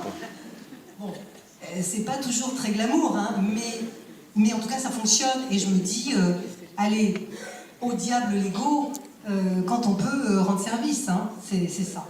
Donc on est en pleine expérimentation, mais les médecins, oui, de l'autre côté, et c'est la grande volonté de certains défunts qui ont été médecins de l'autre côté, c'est de soigner. C'est de soigner et de parvenir à travers d'autres vibrations, d'autres fluides vibrateurs, je ne sais pas comment on appelle ça, à intervenir, non pas sur le corps. En fin de compte, moi ce qui m'explique, et je pense que ceux qui font de l'énergétique ou des médecines chinoises, c'est que le corps imprime les maladies d'abord. Le corps éthérique, c'est lui qui commence à imprimer les maladies quand elles arrivent. C'est pas l'organe. Les maladies arrivent devant. Et en fait, c'est l'impression des corps énergétiques qui vont imprimer, c'est l'impression du corps énergétique qui déclenche la maladie. Donc eux, ils retirent le corps énergétique, ils enlèvent le bug, ils recollent et ça repart, comme si quelque chose se repartait, je ne sais pas. Maintenant, vous me demandez comment ça fonctionne, je ne pourrais le dire, car ma mission est de me taire et de faire, et de me taire et de pas poser de questions. Est-ce que par hasard, tu n'as pas un chiropracteur de l'au-delà au fond? On va regarder ça après. Je pense que le docteur Lang va regarder ton dos tout à l'heure. S'il vous plaît. Béatrice. Mais écoutez, consultation à Bergerac, oui, mais pourquoi pas, on pourrait faire des expérimentations. Oui, bien sûr. Béatrice. Mais comme ça, hein. Alors Nicole, c'est chez eux, ça va pas être possible, j'ai des milliards de questions. Non, c'est juste pour dire qu'il y avait un livre que j'ai retrouvé sur mes étagères, que j'ai dû lire il y a 30 ans, et ça s'appelait effectivement, c'était sur le docteur Lang, et c'était « Il soigne avec les mains ». Donc il y a eu un bouquin sur ce docteur Lang, qu'on ne doit plus trouver à l'heure actuelle. Mais il y a longtemps. Il y a 30 ans à peu près, oui. Je ne connaissais pas du tout. Donc il était connu, ce... Il était connu, il le soignait, il avait le médium, c'était un Anglais. C'est ça, c'est en Angleterre. Alors en Angleterre. Et il m'a dit qu'il était mort, son médium était décédé, qu'il n'avait plus trouvé de médium, qu'il avait trouvé une brésilienne, exceptionnellement, une brésilienne, mais vraiment. Elles sont rares. Mais qui se faisait payer, qu'il avait arrêté parce qu'il ne voulait pas que ça devienne une histoire d'argent. Mais il se faisait payer pour soigner, j'entends. Hein. Oui, non, mais... Pas tout confondre. C'est vraiment une vie particulière. Je sais. Alors, il y a Laurence qui voulait savoir aussi, on va essayer d'avancer un petit peu, Michel, parce qu'il y a quand même des questions. Ainsi que Marie-Thérèse. Marie-Thérèse ou quelle est Marie-Thérèse? Que Marie-Thérèse? Voilà, dans le cas d'attentats comme Charlie Hebdo, ou d'autres horreurs qu'on peut voir au niveau de l'humanité, bien sûr. Il y a eu le choix en ce moment. Oui, ça va, il y a un festival. Hein. Ces deux personnes voulaient savoir déjà, d'une, qu'est-ce qu'il arrive aux défunts? Est-ce qu'ils continuent ensemble? Par exemple, est-ce que tous les journalistes et dessinateurs de Charlie Hebdo se sont retrouvés ensemble ou est-ce qu'ils continuent chacun de leur côté? Il y en a qui sont partis, il y en a qui sont restés. D'accord. Ils ne sont pas tous partis de l'autre côté. Non. Il y en a qui sont restés il y en a qui sont restés ici. Je peux dire que Tignos est resté. Cabu s'est passé. Tignos est resté. Voilà ce qui est passé. Ouais. Mais parce que chacun réagit avec ce qu'il est. Et on peut pas. Là, il n'y a pas de loi. Il n'y a pas de loi. Je pense que ça a été tellement surprenant et tellement. Voilà. Et il a fallu. Il y en a qui sont restés, oui, c'est clair. Mais qui passeront de toute façon et qui. Ouais, c'est ça qui est terrible. C'est qu'on pense que quand les gens sont victimes, mais ils passent pas toujours tout de suite parce qu'ils sont surpris, parce qu'il faut qu'ils comprennent aussi. Et puis, quelqu'un qui. Vous savez, des gens qui ne croient pas à l'après-vie, eh bien, ils ne croient pas à l'après-vie même quand ils sont morts, quoi. C'est dingue. Moi, mon grand-père me disait, mon grand-père qui était absolument athée, quand je l'avais en communication, je disais, mais c'est moi. Il me disait, mais qu'est-ce que tu racontes? Mais je suis mort. Je dis, oui, mais je ne peux pas te voir, je suis mort. Vous ne comprenez pas. Et il ne voulait pas comprendre. C'est-à-dire qu'il y avait une résistance à comprendre. Vous savez, quand on a dans le culte le cartésien, le rationaliste type qui croit au néant après, qui dit qu'il n'y a plus rien après. Et s'il se retrouve à sortir de son corps et il se dit, qu'est-ce que je fais maintenant? Il ne veut pas y croire. C'est trop difficile, c'est une remise en question terrible. Donc il faut laisser le temps. C'est comme ici, le temps qui n'existe pas, il faut leur laisser le temps. Et Marie-Thérèse voulait savoir donc pour ces vilaines personnes qui font des vilaines choses sur Terre, qu'est-ce qui leur arrive après? Pareil que pour les autres, il y en a qui passent et il y en a qui y restent. Alors ils ne passent pas dans leur paradis avec les vierges qui les attendent, ça c'est clair. Mais je pense qu'il n'y a pas de loi. Et encore une fois, ça va vous paraître bizarre, il n'y a pas de punition comme on l'entend nous, c'est-à-dire que nous on a envie voilà, qu'ils en bavent un peu. Il y en a qui se réveillent et qui reviennent derrière en disant mais qu'est-ce que j'ai fait? Il y en a d'autres qui sont complètement dans l'aveuglement en disant et qui restent là, qui ne partent pas, qui continuent de errer sur le territoire où ils ont été abattus. Les serial killers, même les serial killers d'il y a 300 ans, on les trouve dans les maisons où ils ont tué. Souvent ils reviennent, hein. Ils font les mêmes bruits, ils cherchent les mêmes victimes. Comme ils ne peuvent plus tuer, ils se nourrissent de votre peur. Les maisons hantées sont souvent des serial killers. Il ne faut pas croire qu'ils partent. Il ne faut pas croire que les gens exécutés s'en vont, qu'on est tranquille. Ils restent d'une autre manière. Donc il vaut mieux les faire partir d'une manière plus pacifique. Et je crois que l'intérêt, de toute façon, pour tous ces gens qui ont des niveaux différents, au niveau de conscience, j'entends des niveaux de conscience différents, etc., l'intérêt, c'est qu'ils évoluent pour qu'on soit en paix. Parce que notre paix ne dépend que de l'évolution. Tant qu'on aura des gens, la barbarie existera, tant que l'évolution et tant que la fermeture d'esprit existera. Donc pour faire évoluer, c'est pas l'amour tellement, c'est l'évolution qu'il nous faut. Faire évoluer les gens, c'est leur permettre de passer, c'est les préparer à comprendre, et c'est une pacification pour nous. Quelqu'un qui passe et qui a compris, on est pacifié. Un fou ou un barbare qui est exécuté, il reste là. Il se bat dans le vide. Donc, notre intérêt, c'est de faire partir et de les faire partir là où ils doivent partir. Les faire partir, mais avec, je vais vous dire un truc bizarre, mais les faire partir avec la paix. Parce que on ne peut pas... il nous est impossible de juger. C'est terrible ce que je dis, ça fait cadeau en plus. Hein. Mais on n'est pas à même de juger, on est à même de se défendre. On a le droit de se défendre et on a le droit aussi de ne pas supporter et de ne pas supporter d'être agressé. Mais après, l'évolution d'après, moi j'ai compris qu'il y avait des choses tellement étranges. L'après-vie n'est pas du tout ce qu'on croit. Les gens ne sont pas punis comme on le pense. Le bien n'est plus le bien, le mal est différent. Il n'y a pas de bien et de mal, il y a juste un état vibratoire. Et on comprend une chose, c'est qu'on a intérêt. On a vraiment intérêt que tout le monde à ce qu'on en paie derrière. On a vraiment intérêt. Parce que plus les gens restent, plus les âmes ne passent pas, ces âmes-là, plus on aura des problèmes. Parce qu'ils déclenchent des énergies négatives. Et ça continue. Ils continuent d'émettre sur les endroits où ils restent. Une âme errante continue d'émettre ce qu'elle était. Même si elle était gentille, elle continue d'émettre. Donc on reste toujours dans cette... Donc il faut... On a intérêt à ce qu'ils passent de l'autre côté. Voilà, qu'ils continuent leur trajet.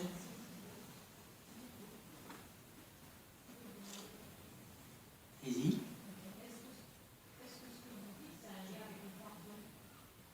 Est-ce que ce que tu es en train de dire, Patricia, a un lien avec le pardon? Ah, le pardon. Alors, le pardon, c'est une grande question. Oui, mais moi, j'ai pas la théorie du pardon religieux. C'est-à-dire que je suis pas une fan du... Alors non, c'est pas un lien avec le pardon, c'est pas ça. On peut faire passer les gens avec dans la paix, mais sans leur pardonner. C'est-à-dire que, pour pardonner, d'abord, il faut qu'on vous demande d'être pardonné. Un pardon, ça ne s'accorde pas comme ça, c'est un travail. On n'est pas toujours prêt à pardonner. C'est difficile de pardonner. On dit, je te pardonne. Oui, mais attendez, est-ce que vous pardonnez vraiment? Est-ce que dedans, il y a encore un petit bout qui fait... Je te pardonne. Parce qu'il y a ça aussi. Je lui ai pardonné. Il faut vraiment que le pardon soit un truc qui vous libère. Et on le sent quand on n'est pas pardonné. Si c'est qu'un mot, c'est facile. Le pardon, c'est un acte tellement important. Moi, je ne suis pas pour pardonner tout de suite. Moi, je dis, il faut faire son chemin. Pas pardonner tout. Et puis, surtout, il faut avoir une demande de pardon. On pardonne si on vous demande de pardonner. Pardonner à quelqu'un qui ne vous a rien demandé. Ça veut dire que vous vous en débarrassez, mais ce n'est pas du pardon. Ça, le pardon, c'est un acte de résolution, de libération. Donc on se libère de l'autre et on fait en sorte que l'autre soit libéré de soi.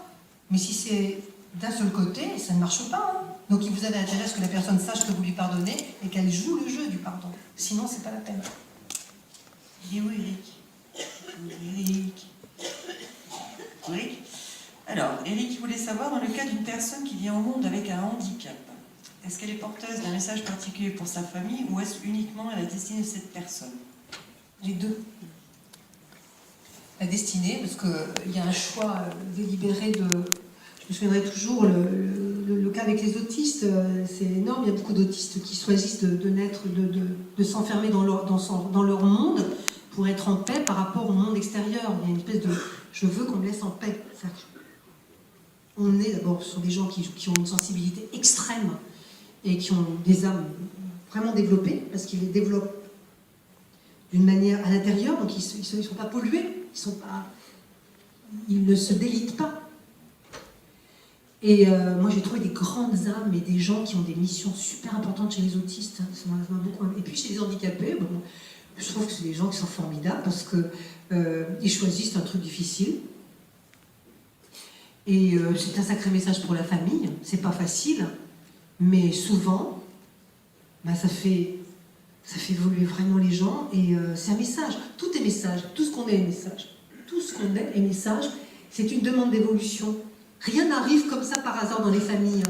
On dit, ah mais qu'est-ce qui m'arrive, mais pourquoi? Mais non, si vous regardez l'avant, si vous regardez les générations avant, tout est cohérent, il y a une grande cohérence. Tout arrive, et puis cet handicapé, qu'est-ce qu'il va faire de son handicap, quoi? Qu'est-ce qu'il vit dedans? Qu'est-ce qu'il a choisi de vivre intérieurement? Moi, je connais des handicapés, des tétraplégiques qui sont dans une espèce d'évolution intérieure, mais incroyable. Incroyable. D'une puissance, parce qu'ils n'ont plus cette espèce de contingence... de devoir être là, de frimer. Parce que nous, ça nous tue, ça, en fait, dans la représentation. Hein. Ça prend la moitié de notre énergie pour pas grand-chose, en fait. Eux, ils sont vraiment dans un monde où ils peuvent évoluer sans être dérangés dans une situation très difficile, parce que souvent, ce sont des handicaps très lourds, très difficiles, mais c'est absolument un message. Il n'y a rien dans cette vie qui ne soit pensé par la vie.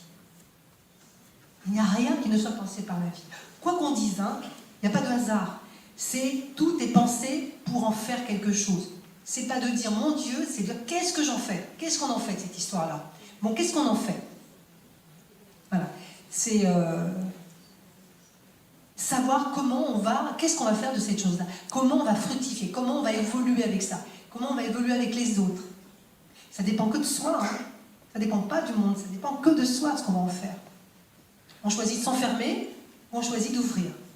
On choisit de montrer que être handicapé, c'est pas ce qu'on pense et c'est pas un truc qui fait peur, mais ça peut être un truc super génial aussi, parce que moi j'ai J'ai un ou deux copains qui sont handicapés, mais qui sont vraiment géniaux. Enfin, ils écrivent des choses, ils créent, enfin, c'est formidable, quoi. Ils ont une espèce de créativité, mais abondante, ils font des choses merveilleuses. Qu'est-ce qu'on en fait? Et avec les familles, qu'est-ce qu'on montre? Que le plus handicapé n'est pas celui qu'on croit. Et c'est souvent le cas, je connais des handicapés qui sont bien moins handicapés que ceux qui ont tous leurs membres. Et qui ont toutes leurs raisons, souvent. Cela dit, et si je puis me permettre une parenthèse personnelle, étant donné ce que j'ai vécu depuis une semaine, à savoir ne pas pouvoir me mouvoir, mon seul fauteuil était ma petite fauteuil roulette, toute ma compassion est allée à ces gens-là. Du coup, pendant une semaine, j'ai bien compris ce que ça pouvait représenter malgré tout, de ne pas être maître de ces mouvements. Donc voilà, une pensée très émue pour toutes les personnes qui sont en fauteuil. Ah, c'est super compliqué. Alors, vous m'excuserez, vous ne voudrez pas trop, je vais rassembler les questions parce qu'elle est souvent revenue, celle-ci, donc je n'ai pas tous les prénoms en tête. Mais beaucoup de personnes se demandent comment est-ce qu'on peut... déjà, comment on peut savoir qu'on a un don? Est-ce que ça se transmet dans la famille? Et de manière générale, comment peut-on le développer? Alors, savoir si on a un don, c'est facile, on le sait. Hein, ça passe pas à côté. J'ai dit tout à l'heure... une personne qui est venue me voir, on m'a dit que j'avais un don. On vous l'a dit ou vous l'avez? Si vous l'avez, vous le savez. Il s'impose à vous, hein, c'est clair. Une possibilité s'impose à vous. Donc, il n'y a pas besoin qu'on vous le dise. Vous l'avez.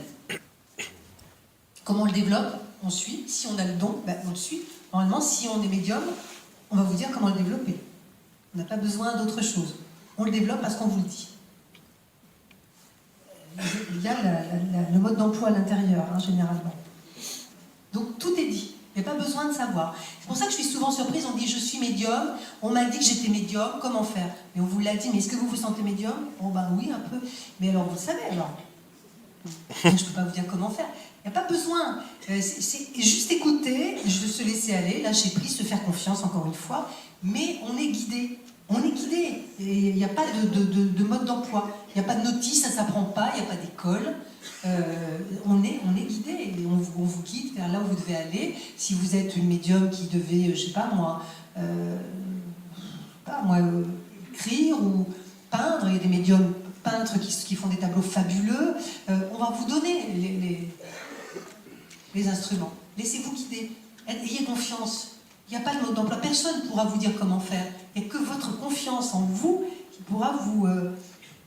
Et puis arrêtez d'avoir peur. J'ai peur. Je vois des trucs, mais j'ai peur. Ben non, vous voyez des trucs, n'ayez pas peur. Vous savez bien que ce sont des choses que... Voilà, elles sont pas dangereuses. Et il faut apprendre à discerner. Et puis ça rend plus humain. Hein, on devient... C'est une belle expérience. Bien menée, c'est une belle expérience. Ouais, faire des prostates et tout, ça a l'air sympa.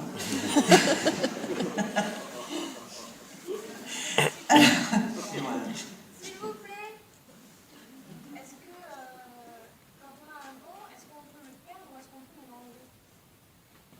On peut le perdre si... Oui, on peut le perdre parce que si on se corrompt avec le don, c'est très bizarre. C'est pas qu'il disparaît. Une capacité reste là tout le temps. C'est comme faire du vélo. Hein. On sait faire du vélo toute sa vie, théoriquement. Mais généralement, et le problème, je vais vous dire le problème, c'est que quand les gens commencent à avoir une possibilité, et alors on le fait, on dit, on met les mains, dit, oh, je soigne, oh c'est dingue, je soigne, oh c'est dingue. Ne jamais tomber dans, ouais, super, Superman, je soigne, ouais, super, je vais m'installer, je vais faire des trucs. Là, ça commence à ne plus aller. Parce que, en fait, c'est pas qu'on vous retire votre don, c'est qu'on se dit, c'est que votre esprit est plus occupé à d'autres contingences qui ne sont plus du don, et on n'est plus encore proche du cœur, on est proche du business. Dès qu'on rentre dans le business et qu'on quitte le cœur, c'est pas qu'on nous le retire, c'est qu'il s'arrête parce qu'on ne l'exerce plus. Moi, il y a plein de gens qui me disent au début j'avais, puis après j'exerçais, puis après j'avais plus. T'as exercé, t'as pensé uniquement à exercer.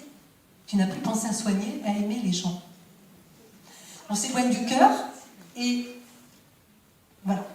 Et si on ne l'exerce pas? Pardon? Si on ne l'exerce pas? Si on ne l'exerce pas, si on l'exerce pas, on a un don, puis on ne l'exerce pas, on veut dire qu'on... Il peut pas être retiré. On l'a tout le temps. Si on a une possibilité, on l'a. Après, on l'active ou pas. Mais on l'a tout le temps. Alors, toujours dans ces questions qu'on peut aisément comprendre, est-ce que tu peux nous faire vite fait la différence entre un passeur d'âme et ce qu'on appelle un canal?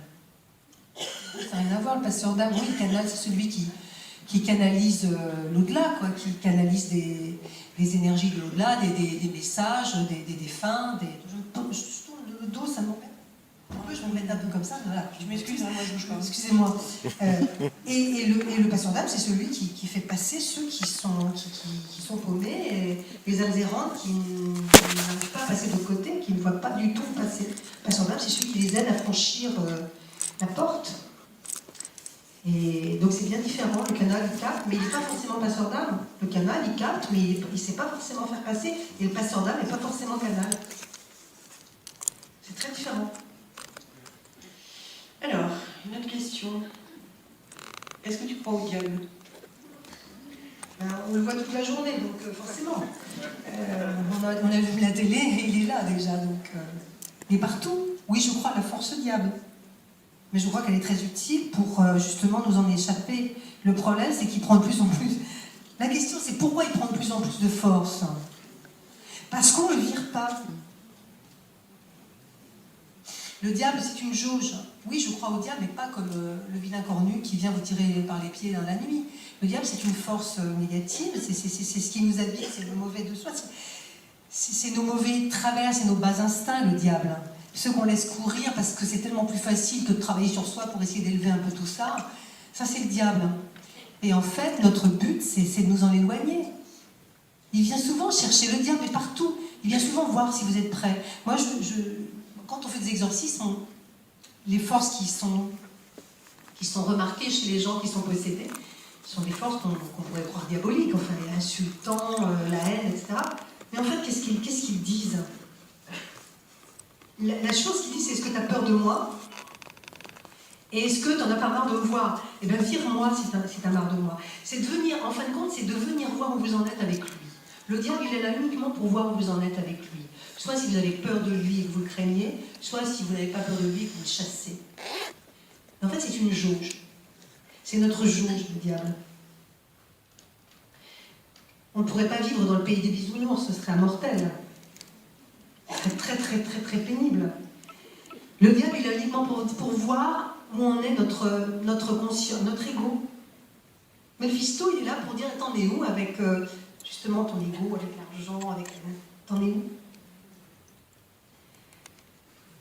Et si vous commencez à vous poser la question en disant: mais je suis de plus en plus loin de moi, c'est que finalement vous commencez à rentrer dans son giron. Il est partout, il est partout. Moi je me rends compte que pour avoir écrit ces 3 livres, et d'avoir édité chez un éditeur national, mais les émissions de télé, les portes s'ouvrent, le showbiz vous contacte, le cinéma, vous rencontrez des stars, vous rencontrez des trucs, vous êtes tout le temps invité à des choses et tout. Il y a le choix soit de rentrer là-dedans, et le diable vous attend, parce qu'il est là. On vous flatte. Oui, c'est celle qui a écrit un livre, la médium. Je te présente, je vais te présenter à Catherine Deneuve. Je vais te présenter. Viens, il faut que je te présente. Machine t'invite ce soir à dîner. Viens. Ou vous avez le choix entre. Alors là, vous perdez votre âme complètement parce que vous devenez la médium gadget. C'est le diable qui est là. Elle va devenir la médium du showbiz.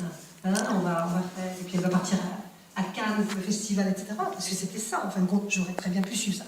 Ou de dire: écoutez, excusez-moi, et moi je suis en Berry, dans mon village, avec mes vaches, et puis j'y retourne. Et c'est ce que j'ai choisi de faire. Et je pense, très honnêtement, que je me suis sauvée. Je me suis sauvée. Mais je ne dis pas pour dire: voyez, j'ai fait ça.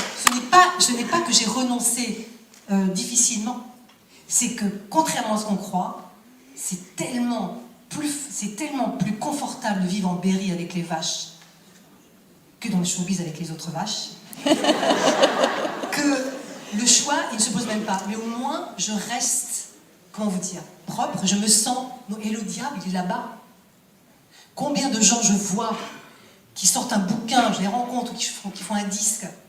Ils arrivent dans une soirée, vous êtes invité chez Ardisson, chez machin. Ils disent: ah ouais, salut toi, je te connais, t'as fait un livre, ouais, super, je l'ai lu, ouais, génial. Ouais. Et c'est des gamins qui sont perdus, et on sait que de toute façon, ça y est, la célébrité et l'argent a fait que de toute façon, ils sont comme sous l'héroïne. Ils sont drogués. On ne pourra pas les récupérer. Même si demain ils ne chantent plus, ils sont fichus. Les téléréalités, etc. Donc moi, ce qui est bien, c'est que ça m'est arrivé vieille. Peut-être que si ça m'est arrivé jeune, j'aurais sombré. Mais si vous saviez comme garder son indépendance, comme garder son intégrité, ça fait du bien. Et que dire au diable non merci, tu peux garder tes paillettes, tu peux garder ton fric. Moi je reste chez moi, je vais continuer à travailler dans ma petite radio, un collègue là-bas, dans ma petite radio pour gagner ma vie, pour remplir mon frigo. Si vous savez comment on se sent propre. Et c'est pas glorieux ce que je dis. C'est pas un truc de courage. C'est vraiment parce que je me sens mieux. Parce que j'ai échappé au diable. Mais vraiment. J'en parle, vous voyez, j'en parle jamais publiquement, mais j'en parle toujours à mon fils et j'en parle toujours à mes amis. Quand on dit, ouais, t'aurais pu y aller, t'étais invité. Je dis, mais j'ai évité le diable. Si j'étais rentrée là-dedans, mais aujourd'hui d'ailleurs, je serais arrivée, je serais même pas peut-être venue à Bergerac, j'aurais dit, mais non, mais moi, je t'aurais imposé des tas de choses, des cachets, etc. Ça devient insupportable, et c'est ça le diable. Donc oui, je crois au diable parce que je le rencontre tout le temps, et il attend juste une chose, le diable, c'est que vous lui fassiez, voilà, tire-toi. Et c'est ce qu'il faut faire, ne pas se laisser avoir. L'ego est la pire des choses, c'est ce qui nous détruit. Quoi que vous fassiez, si vous avez un peu de succès dans ce que vous faites, ne vous laissez pas prendre par l'ego. C'est débile, ça vous casse, vous vous retrouvez seul, et puis après vous direz, je comprends pas, les gens sont jaloux, c'est parce que j'ai réussi. Non, c'est parce que vous êtes devenu imbuvable. C'est très différent. C'est très différent. Et ça me permet de parler du diable, et ça me permet de fermer cette parenthèse, et ça me fait du bien de l'avoir dit. Voilà. Ah. En attendant, elle est à Bergerac aujourd'hui, Patricia.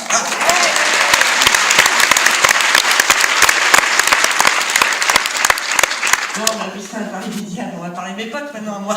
Alors, c'est ceux qu'on n'est plus, mais tout. Il y a beaucoup de gens. Il y a beaucoup de gens qui. Attention à ce que tu vas dire, Patricia. Regarde ce que tu as au-dessus de toi, quand même. Ok? Il y a beaucoup de gens. Un casque gaulois. Bravo, c'est bien. L'interprétation possible. Les Gaulois sont avec moi. Voilà, vous voyez, ça c'est une interprétation possible. Tu vois un ange, je vois un Gaulois. Elle va changer son logo. Merci, donc je ne vendrai jamais de t-shirt grâce à toi, c'est sympa. Merci. Attends là. Alors, il y a beaucoup de personnes qui se posaient la question de comment savoir qui est notre ange gardien. Et de revenir sur cette notion, donc des personnes handicapées, est-ce qu'elles ne sont pas des anges gardiens terrestres? Quelquefois, les personnes handicapées sont des anges gardiens, vraiment. Ça, c'est vrai. Qu'est-ce que tu donnes, toi, comme définition à l'ange gardien? L'ange gardien, il y a tellement de monde autour de nous qu'il y a une entité qui s'occupe plus de nous. Protéger des accidents de la vie. C'est vrai qu'il y en a un qui est plus délégué à ça. Mais le problème, c'est qu'il est sous CDD, et donc il change tout le temps. Il n'est jamais en CDI, celui-là. En fait, ils changent. Ils font des missions. Mais c'est vrai, on n'a pas le même ange gardien toute sa vie. On change tout le temps. C'est des missions, alors ils restent pas, mais ils sont chargés de nous préserver, etc. Il y en a des moins bons que d'autres, c'est vrai aussi. Souvent, je dis au mien qu'il est en RTT. Non, mais c'est vrai, il y en a qui sont en RTT très très souvent, qui sont sortis pour fumer la clope pendant qu'on était sur le périphérique.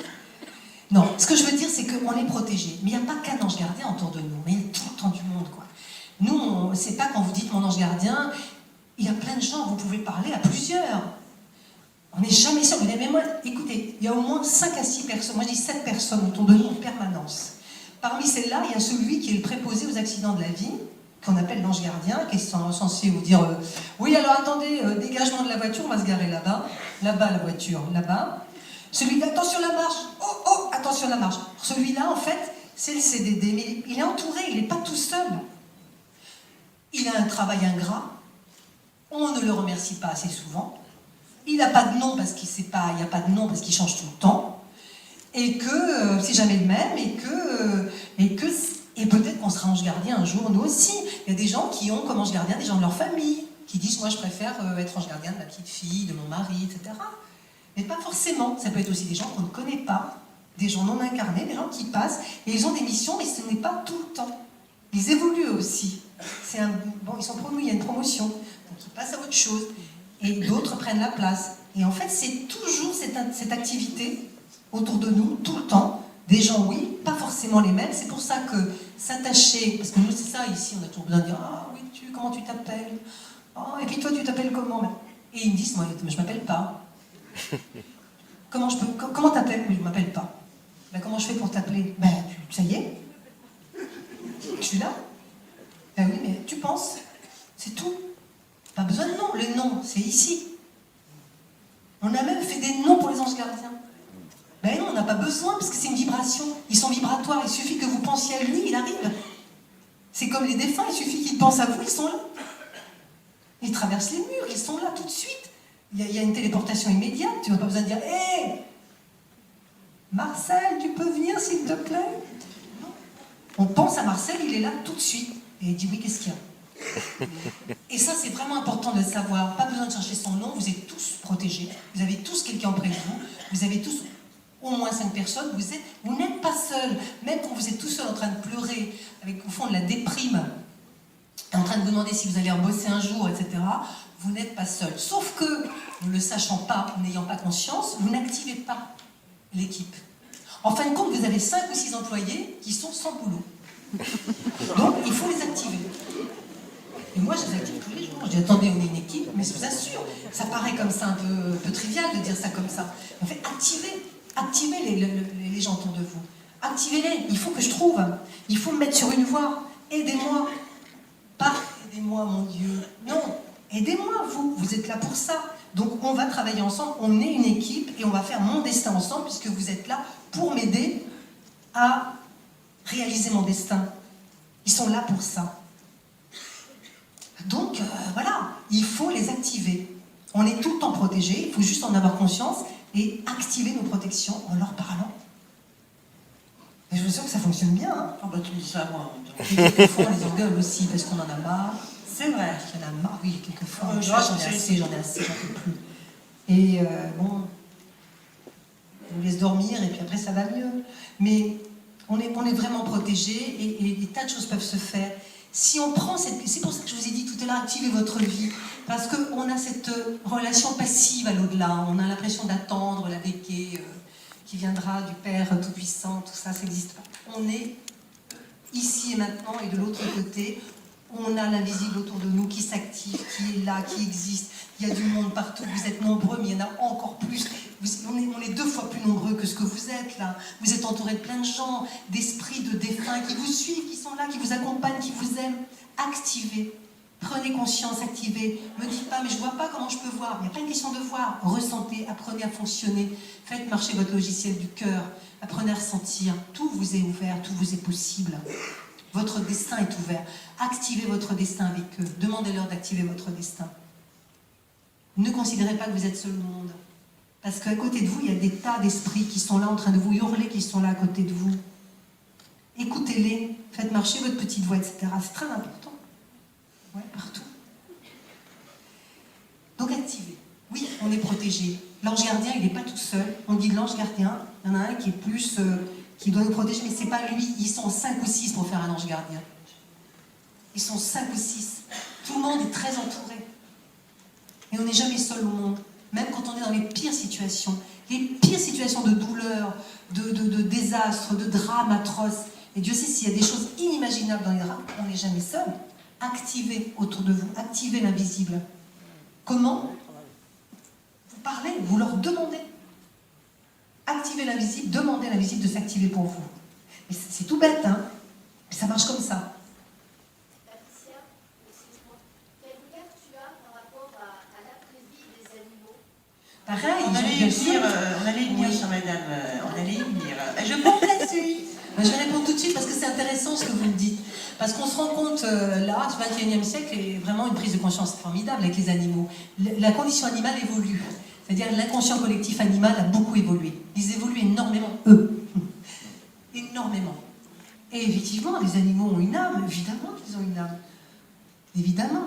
Ils n'ont pas... C'est un souffle qui s'est incarné autrement. Mais ils sont là et l'après-vie existe, évidemment, ils partent. Et on se retrouve avec les animaux. On les retrouve aussi. Il y en a qui choisissent d'évoluer de leur côté. Je ne vous parlerai pas de l'au-delà des animaux parce que je ne me suis pas mais ils évoluent dans leur... Et puis il y a des gens, ça je trouve ça merveilleux, c'est les défunts qui vous disent j'ai retrouvé mon chien, j'ai retrouvé mon chat, et qui sont avec leur animal de compagnie de l'autre côté. Même l'animal de compagnie de l'enfance, celui qu'on avait oublié, le petit chat qu'on a eu à 5 ans. Tout j'ai entendu, mon petit chat, celui que j'avais eu à 5 ans, j'avais complètement oublié, il était là. C'est magnifique. L'amour, et je reviens sur ce que disait Théodorani dans le livre, l'amour est une chose qui nous lie à jamais. On ne se sépare jamais. Où il y a un brin d'amour, sincère et du cœur, et je ne fais pas du blabla d'amour, gna gna gna, eau de rose, etc. Je le dis vraiment. Où il y a un amour sincère, quel que soit le temps qu'il ait duré, avec un animal, avec un homme, avec une femme, avec un arbre, avec une fleur, on ne se quitte jamais. Tout être vivant, tous les êtres vivants liés par l'amour ne se quittent pas, continuent de rester en contact. Et aujourd'hui, Dieu merci, la physique quantique le démontre. Et ça, je trouve ça formidable. Je trouve ça formidable. On est lié à jamais avec l'amour. On est lié à jamais. Est-ce que tu as déjà eu des expériences d'âme humaine qui se seraient incarnées en animal? Non. L'âme humaine ne se réincarne pas en animal. Ce n'est pas... non. En tout cas, je ne vais pas être catégorique, je n'ai pas eu cette expérience. Oui. Oui, les bouddhistes, oui, je sais, on parle des animaux réincarnés. Moi, je n'ai pas eu cette expérience. Pour l'instant, tous les défunts ne m'ont pas dit qu'ils reviendraient en chien ou qu'ils ont été chiens, etc. Et je n'ai jamais entendu parler de ça et ça me paraît peu probable parce que le souffle animal et le souffle minéral et le souffle végétal est très différent. On ne peut pas avoir le même support. La conscience est la même, mais le souffle est différent. Je ne vois pas comment on peut transmuter d'un corps d'un animal, etc. Ça me paraît extrêmement compliqué. Mais moi, je vous dis, je n'ai pas rencontré. Maintenant, voilà, il y a des choses qui ont été dites, écrites, mais ça me paraît... Par contre, qu'on se retrouve avec les animaux, que les animaux continuent, qu'ils aient une conscience vraiment élaborée, qui eux évoluent. Ils évoluent plus vite que nous en ce moment. La conscience animale évolue énormément. L'intelligence animale évolue très vite. On n'est pas au même plan. On est au même plan sentimental et vibratoire, mais pas au même plan intellectuel, j'allais dire, évidemment. Mais c'est donc ce petit iota qui fait que on ne peut pas se réincarner dans le corps d'un chien. Ou... Ça me paraît compliqué, pour une raison, comme si on voulait faire marcher un logiciel dans un ordinateur dans lequel il n'est pas compatible. Ça me paraît vraiment difficile. Cela dit, je sais qu'il y a beaucoup d'écrits qui le disent. Personnellement, voilà, je n'ai pas rencontré. Alors, il y a Diana, qui voulait aussi savoir si tu avais déjà expérimenté le rêve éveillé ou le voyage astral, et auquel cas, qu'est-ce qui peut bien se passer là-haut? Le voyage astral, c'est une chose que tout le monde expérimente pendant la nuit. En rêve éveillé, oui, en éveillé, ça m'est arrivé 2-3 fois. Je m'en servais du voyage astral pour aller dans les exorcismes, on se sert du voyage astral pour aider, quand on est médium, pour aller aider, pour aller combattre en fait. Parce que les entités qu'on combat sont dans l'astral. Quelquefois, quand on ne peut pas les combattre ici, on va dans l'astral, les chasser. Qu'est-ce qu'il y a là-haut? Là-haut, il n'y a rien. De l'autre côté, il y a ce qu'on veut voir, ce qu'on crée. Il n'y a pas de ville objective, il n'y a pas de cité. Tout ce qui est raconté dans les voyages astraux, personne n'a fait deux fois le même paysage. Parce que c'est comme la NDE, chacun voit son monde et un monde. Ce n'est jamais le même. Aucune personne ne verra la même chose dans les NDE, aucune personne ne verra la même chose dans les voyages astraux, parce que ce n'est qu'un prolongement de notre conscience. Ce n'est qu'un prolongement de la conscience. Tant que l'âme n'est pas coupée du corps, on ne peut pas dire ce qui se passe de l'autre côté. On ne peut que voyager dans des zones de la conscience encore. Mais on ne franchit pas les autres portes. C'est comme la NDE, on ne franchit pas les portes de la mort. On reste toujours aux frontières. Donc c'est toujours au niveau de la conscience. Voyage astral, c'est quand même, on voyage, alors les gens voient des planètes, des choses, c'est superbe. C'est très beau, on plane, on va. Mais on reste toujours au niveau de notre conscience, on ne sait pas ce qu'il y a derrière. Il y a toujours une frontière, il y a toujours une limite. Même si les voyages sont magnifiques, interstellaires, etc. Quid de la créativité Quid de l'objectivité, quid de ces espaces vraiment? La question reste posée. Moi j'ai vu des choses, moi j'ai vu des tunnels. Des tunnels, alors ça dépend où j'allais, mais il y avait des tunnels absolument épouvantables, poisseux, gris, j'allais dans des espaces absolument épouvantables. Mais pour faire pour aider, et puis des choses merveilleuses, mais ce sont mes tunnels que j'ai vus. Je ne prétends pas être passé par des tunnels où d'autres sont passés. C'est ma conscience, je pense que ce sont mes tunnels. Je ne dirais pas, je suis passé à travers un tunnel, il y avait ci, il y avait ça, c'est comme ça. Non, c'est pas comme ça. C'est ma conscience qui projette. Il faut rester toujours extrêmement prudent par rapport à déclarer ce qu'il y a. Vous savez, dans les NDE, si vous avez lu Melvin Morse, c'est ton cas, hein, qui disait que lui avait fait un travail sur les enfants de 2 à 5 ans sur les NDE, parce que petit, évidemment, il n'avait pas la culture suffisante pour pouvoir créer, inventer des symboles. Bon, les enfants se réveillaient après une mort clinique, revenaient à eux. Melvin Morse leur demandait « Qu'est-ce que tu as vu ?»« J'ai vu Dieu. Tu peux me le dessiner ?» Dessiner un lapin. Ou le clown au McDonald's. Mais c'est un lapin. Oui, mais c'était Dieu. Parce que pour l'enfant, c'était Dieu. Donc, effectivement, il y a le tunnel et tout ça, mais qu'est-ce qu'on voit derrière? On voit nos symboles, on voit ce que notre conscience projette. Ce ne sont pas des mondes objectifs. Qu'est-ce qui est objectif d'ailleurs? Est-ce qu'on n'est pas, nous, dans un monde virtuel? C'est encore la question qu'on peut se poser. Est-ce qu'on n'est pas le fantôme, nous non plus, des fantômes, en train de parler de fantômes? Oui, c'est vrai, c'est vrai. Les autres de Nicole Kidman, je vous le conseille, hein, il est top ce film. Alors, étant donné que je sais que beaucoup d'entre vous aimeraient profiter un petit peu de Madame Daré. Une question? Non, j'en ai encore une. Oui. Parce qu'il est 5h39, je vais poser la dernière question qui était demandée. Et après, je vous laisse un petit peu avec Patricia.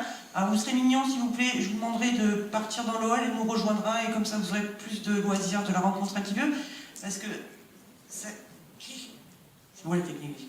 C'est vraiment une question de timing. Moi, à 18h15, malheureusement, je suis obligée d'abandonner les lieux.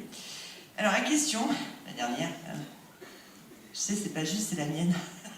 Ouais, je sais. Alors, toi qui es si cartésienne, hein, donc quand on lit tes bouquins, toutes ces choses-là qui t'étaient étranges, est-ce que quand tes guides t'ont dit, bah vas-y, maintenant prends un stylo écrit, hein, ils t'ont expliqué pourquoi ils t'avaient choisi toi? J'ai pas été choisie. Ce qu'ils m'ont expliqué, c'est que je me suis choisie. Je n'ai pas été élue, c'est encore débile de dire elle a été choisie. C'est pas que je dis que c'était vu. Excusez-moi. Ah oui, j'ai la fin de la soirée, je commence à me lâcher. Ça vient devenir dangereux. Non, ce que je veux dire, non, c'est pas ça. Non, parce que ça me fait penser à beaucoup de gens qui me disent j'ai été choisie. Par qui? C'est quoi, ça, sélection Miss France? Enfin, c'est quoi? Je me suis choisie, on m'a dit tu avais choisi de le faire. Comme prévu, maintenant, comme tu ne te déclenches pas normalement, on va te déclencher, puisqu'on attend que tu te déclenches, on t'envoie tous les signes depuis un bon bout de temps, et puis tu ne te déclenches pas. Alors on te déclenche, voilà. Tu avais prévu, comme prévu, voilà, c'est parti. Comme prévu.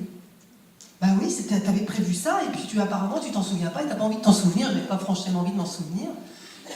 Et je découvre que c'est moi qui avais choisi, j'ai pas été choisie. J'avais choisi, c'était mon plan. Je voulais faire ça.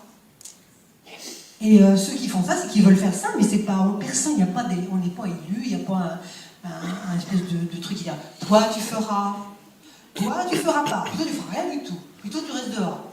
C'est pas ça, on est tous là et on se choisit. Faut juste oser. J'ai accepté le truc, mais si j'avais dit non, ils m'auraient embêté, mais j'aurais dit non.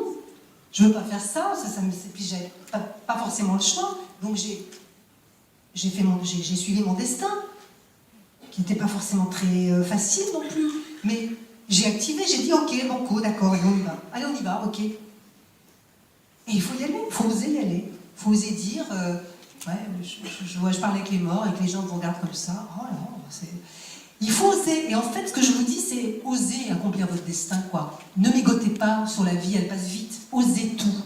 Osez quand vous sentez un truc, il faut oser le faire. Encore une fois, faites-vous confiance, quoi. Aimez-vous suffisamment pour accomplir votre destin. Ne dites pas, je voudrais bien, mais je peux point. Allez-y, faites-le. C'est ça en fait. Faites tout ce que vous avez envie de faire, sauf si ça reste, évidemment, si ça ne nuit pas aux autres. Mais faut oser accomplir son destin. Faut pas rester à se demander ce qu'on va faire, est-ce qu'on ferait bien. Allons-y, quoi. Le temps passe et la mort approche. Donc, vivons, parce que c'est ce qu'on nous demande, c'est de vivre. Qu'est-ce qu'on nous demande en fait? De vivre et d'être bien. Vivons, accomplissons et soyons bien dans ce qu'on fait. Voilà. Donc, je voulais juste savoir. Juste, David, c'est David qui est parti, non? Non. Alors, dis-moi, David, tu voulais... Une question fondamentale sur la psychiatrie. Tu n'as pas abordé.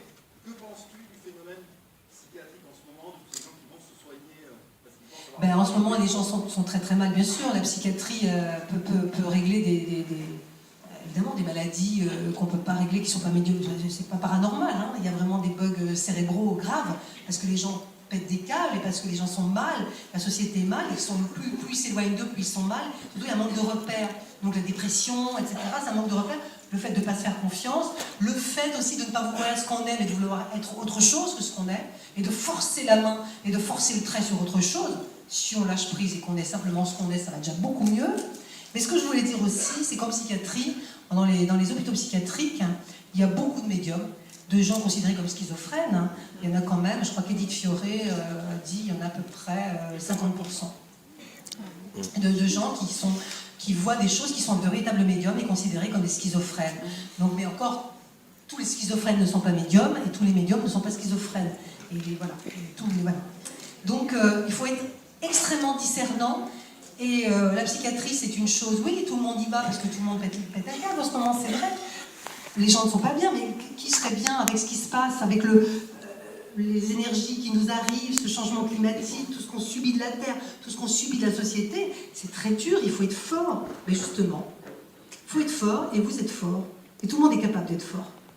C'est pas, je peux pas le faire, on a tous en soi cette force. Je voulais vous dire que c'est pas quelqu'un, quand on regarde les gens dire oui mais elle est forte. Non, elle est comme vous êtes, elle a les mêmes attributs, les mêmes forces, les mêmes énergies. À vous de déclencher, activer. Et en psychiatrie, quelquefois, moi, il y a des gens qui viennent me voir qui sont malades, malades schizo, et je dis il faut aller voir un psy, parce que c'est pas du tout de mon ressort. Et la psychiatrie, même si c'est pas toujours des traitements qui... mais il y a des traitements obligatoires quand même. Moi je renie pas ni la psychanalyse ni la psychiatrie, je trouve tout ça. Et il y a beaucoup de psys qui m'appellent pour me dire, ça m'arrive assez souvent, des psychiatres me disent j'ai un patient, j'aimerais bien quand même que vous le rencontriez parce qu'il me semble qu'il y a quelque chose qui n'est pas du tout du ressort de la psychiatrie. Donc ça arrive de plus en plus souvent, où les gens se posent des questions maintenant. Non, ça évolue. Je crois que notre monde évolue, il évolue d'une manière radicale, d'une manière brutale, mais il évolue. Et nous sommes là pour jouer les cartes dans ce monde-là. On est là sans nous, ce serait peut-être encore pire. Donc, soyons là, soyons forts, et puis, déclenchez-vous, activez. Je finis avec la phrase, vous n'êtes jamais seul, et c'est vrai. Vous êtes hyper entouré, ayez confiance en vous et activez ce qui est en vous, parce que c'est super. C'est dommage de laisser dormir jusqu'au bout, quoi. Comment l'activer? Se faire confiance et oser. Oser. C'est-à-dire tout ce qu'on n'ose pas, il faut oser. Se faire confiance déjà, et puis s'écouter. S'écouter ses intuitions, et ne pas avoir peur du regard des autres, parce que ce qui nous freine, c'est le regard des autres. Alors... Pardon?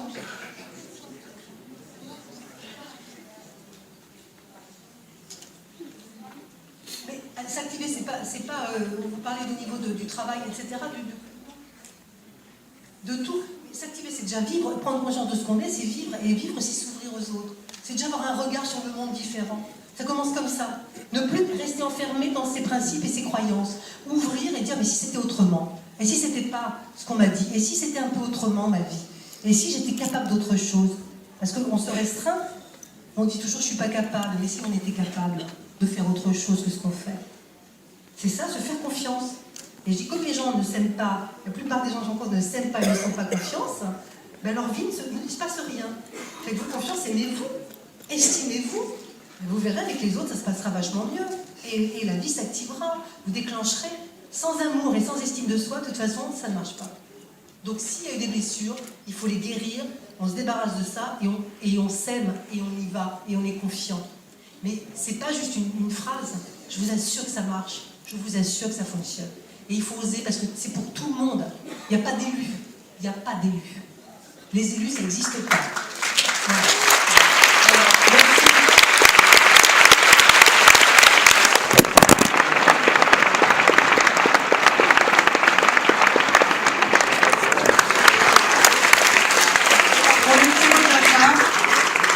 C'est le seul avantage quand on est organisateur, c'est qu'on a ce privilège. En 2014, pour ta conférence, tu nous avais dit vivre ici et maintenant. Moi, c'est ce que j'avais retenu. Je crois que cette année, ce que je vais retenir, c'est l'amour qui nous unit est infini. Merci, Patricia. Merci.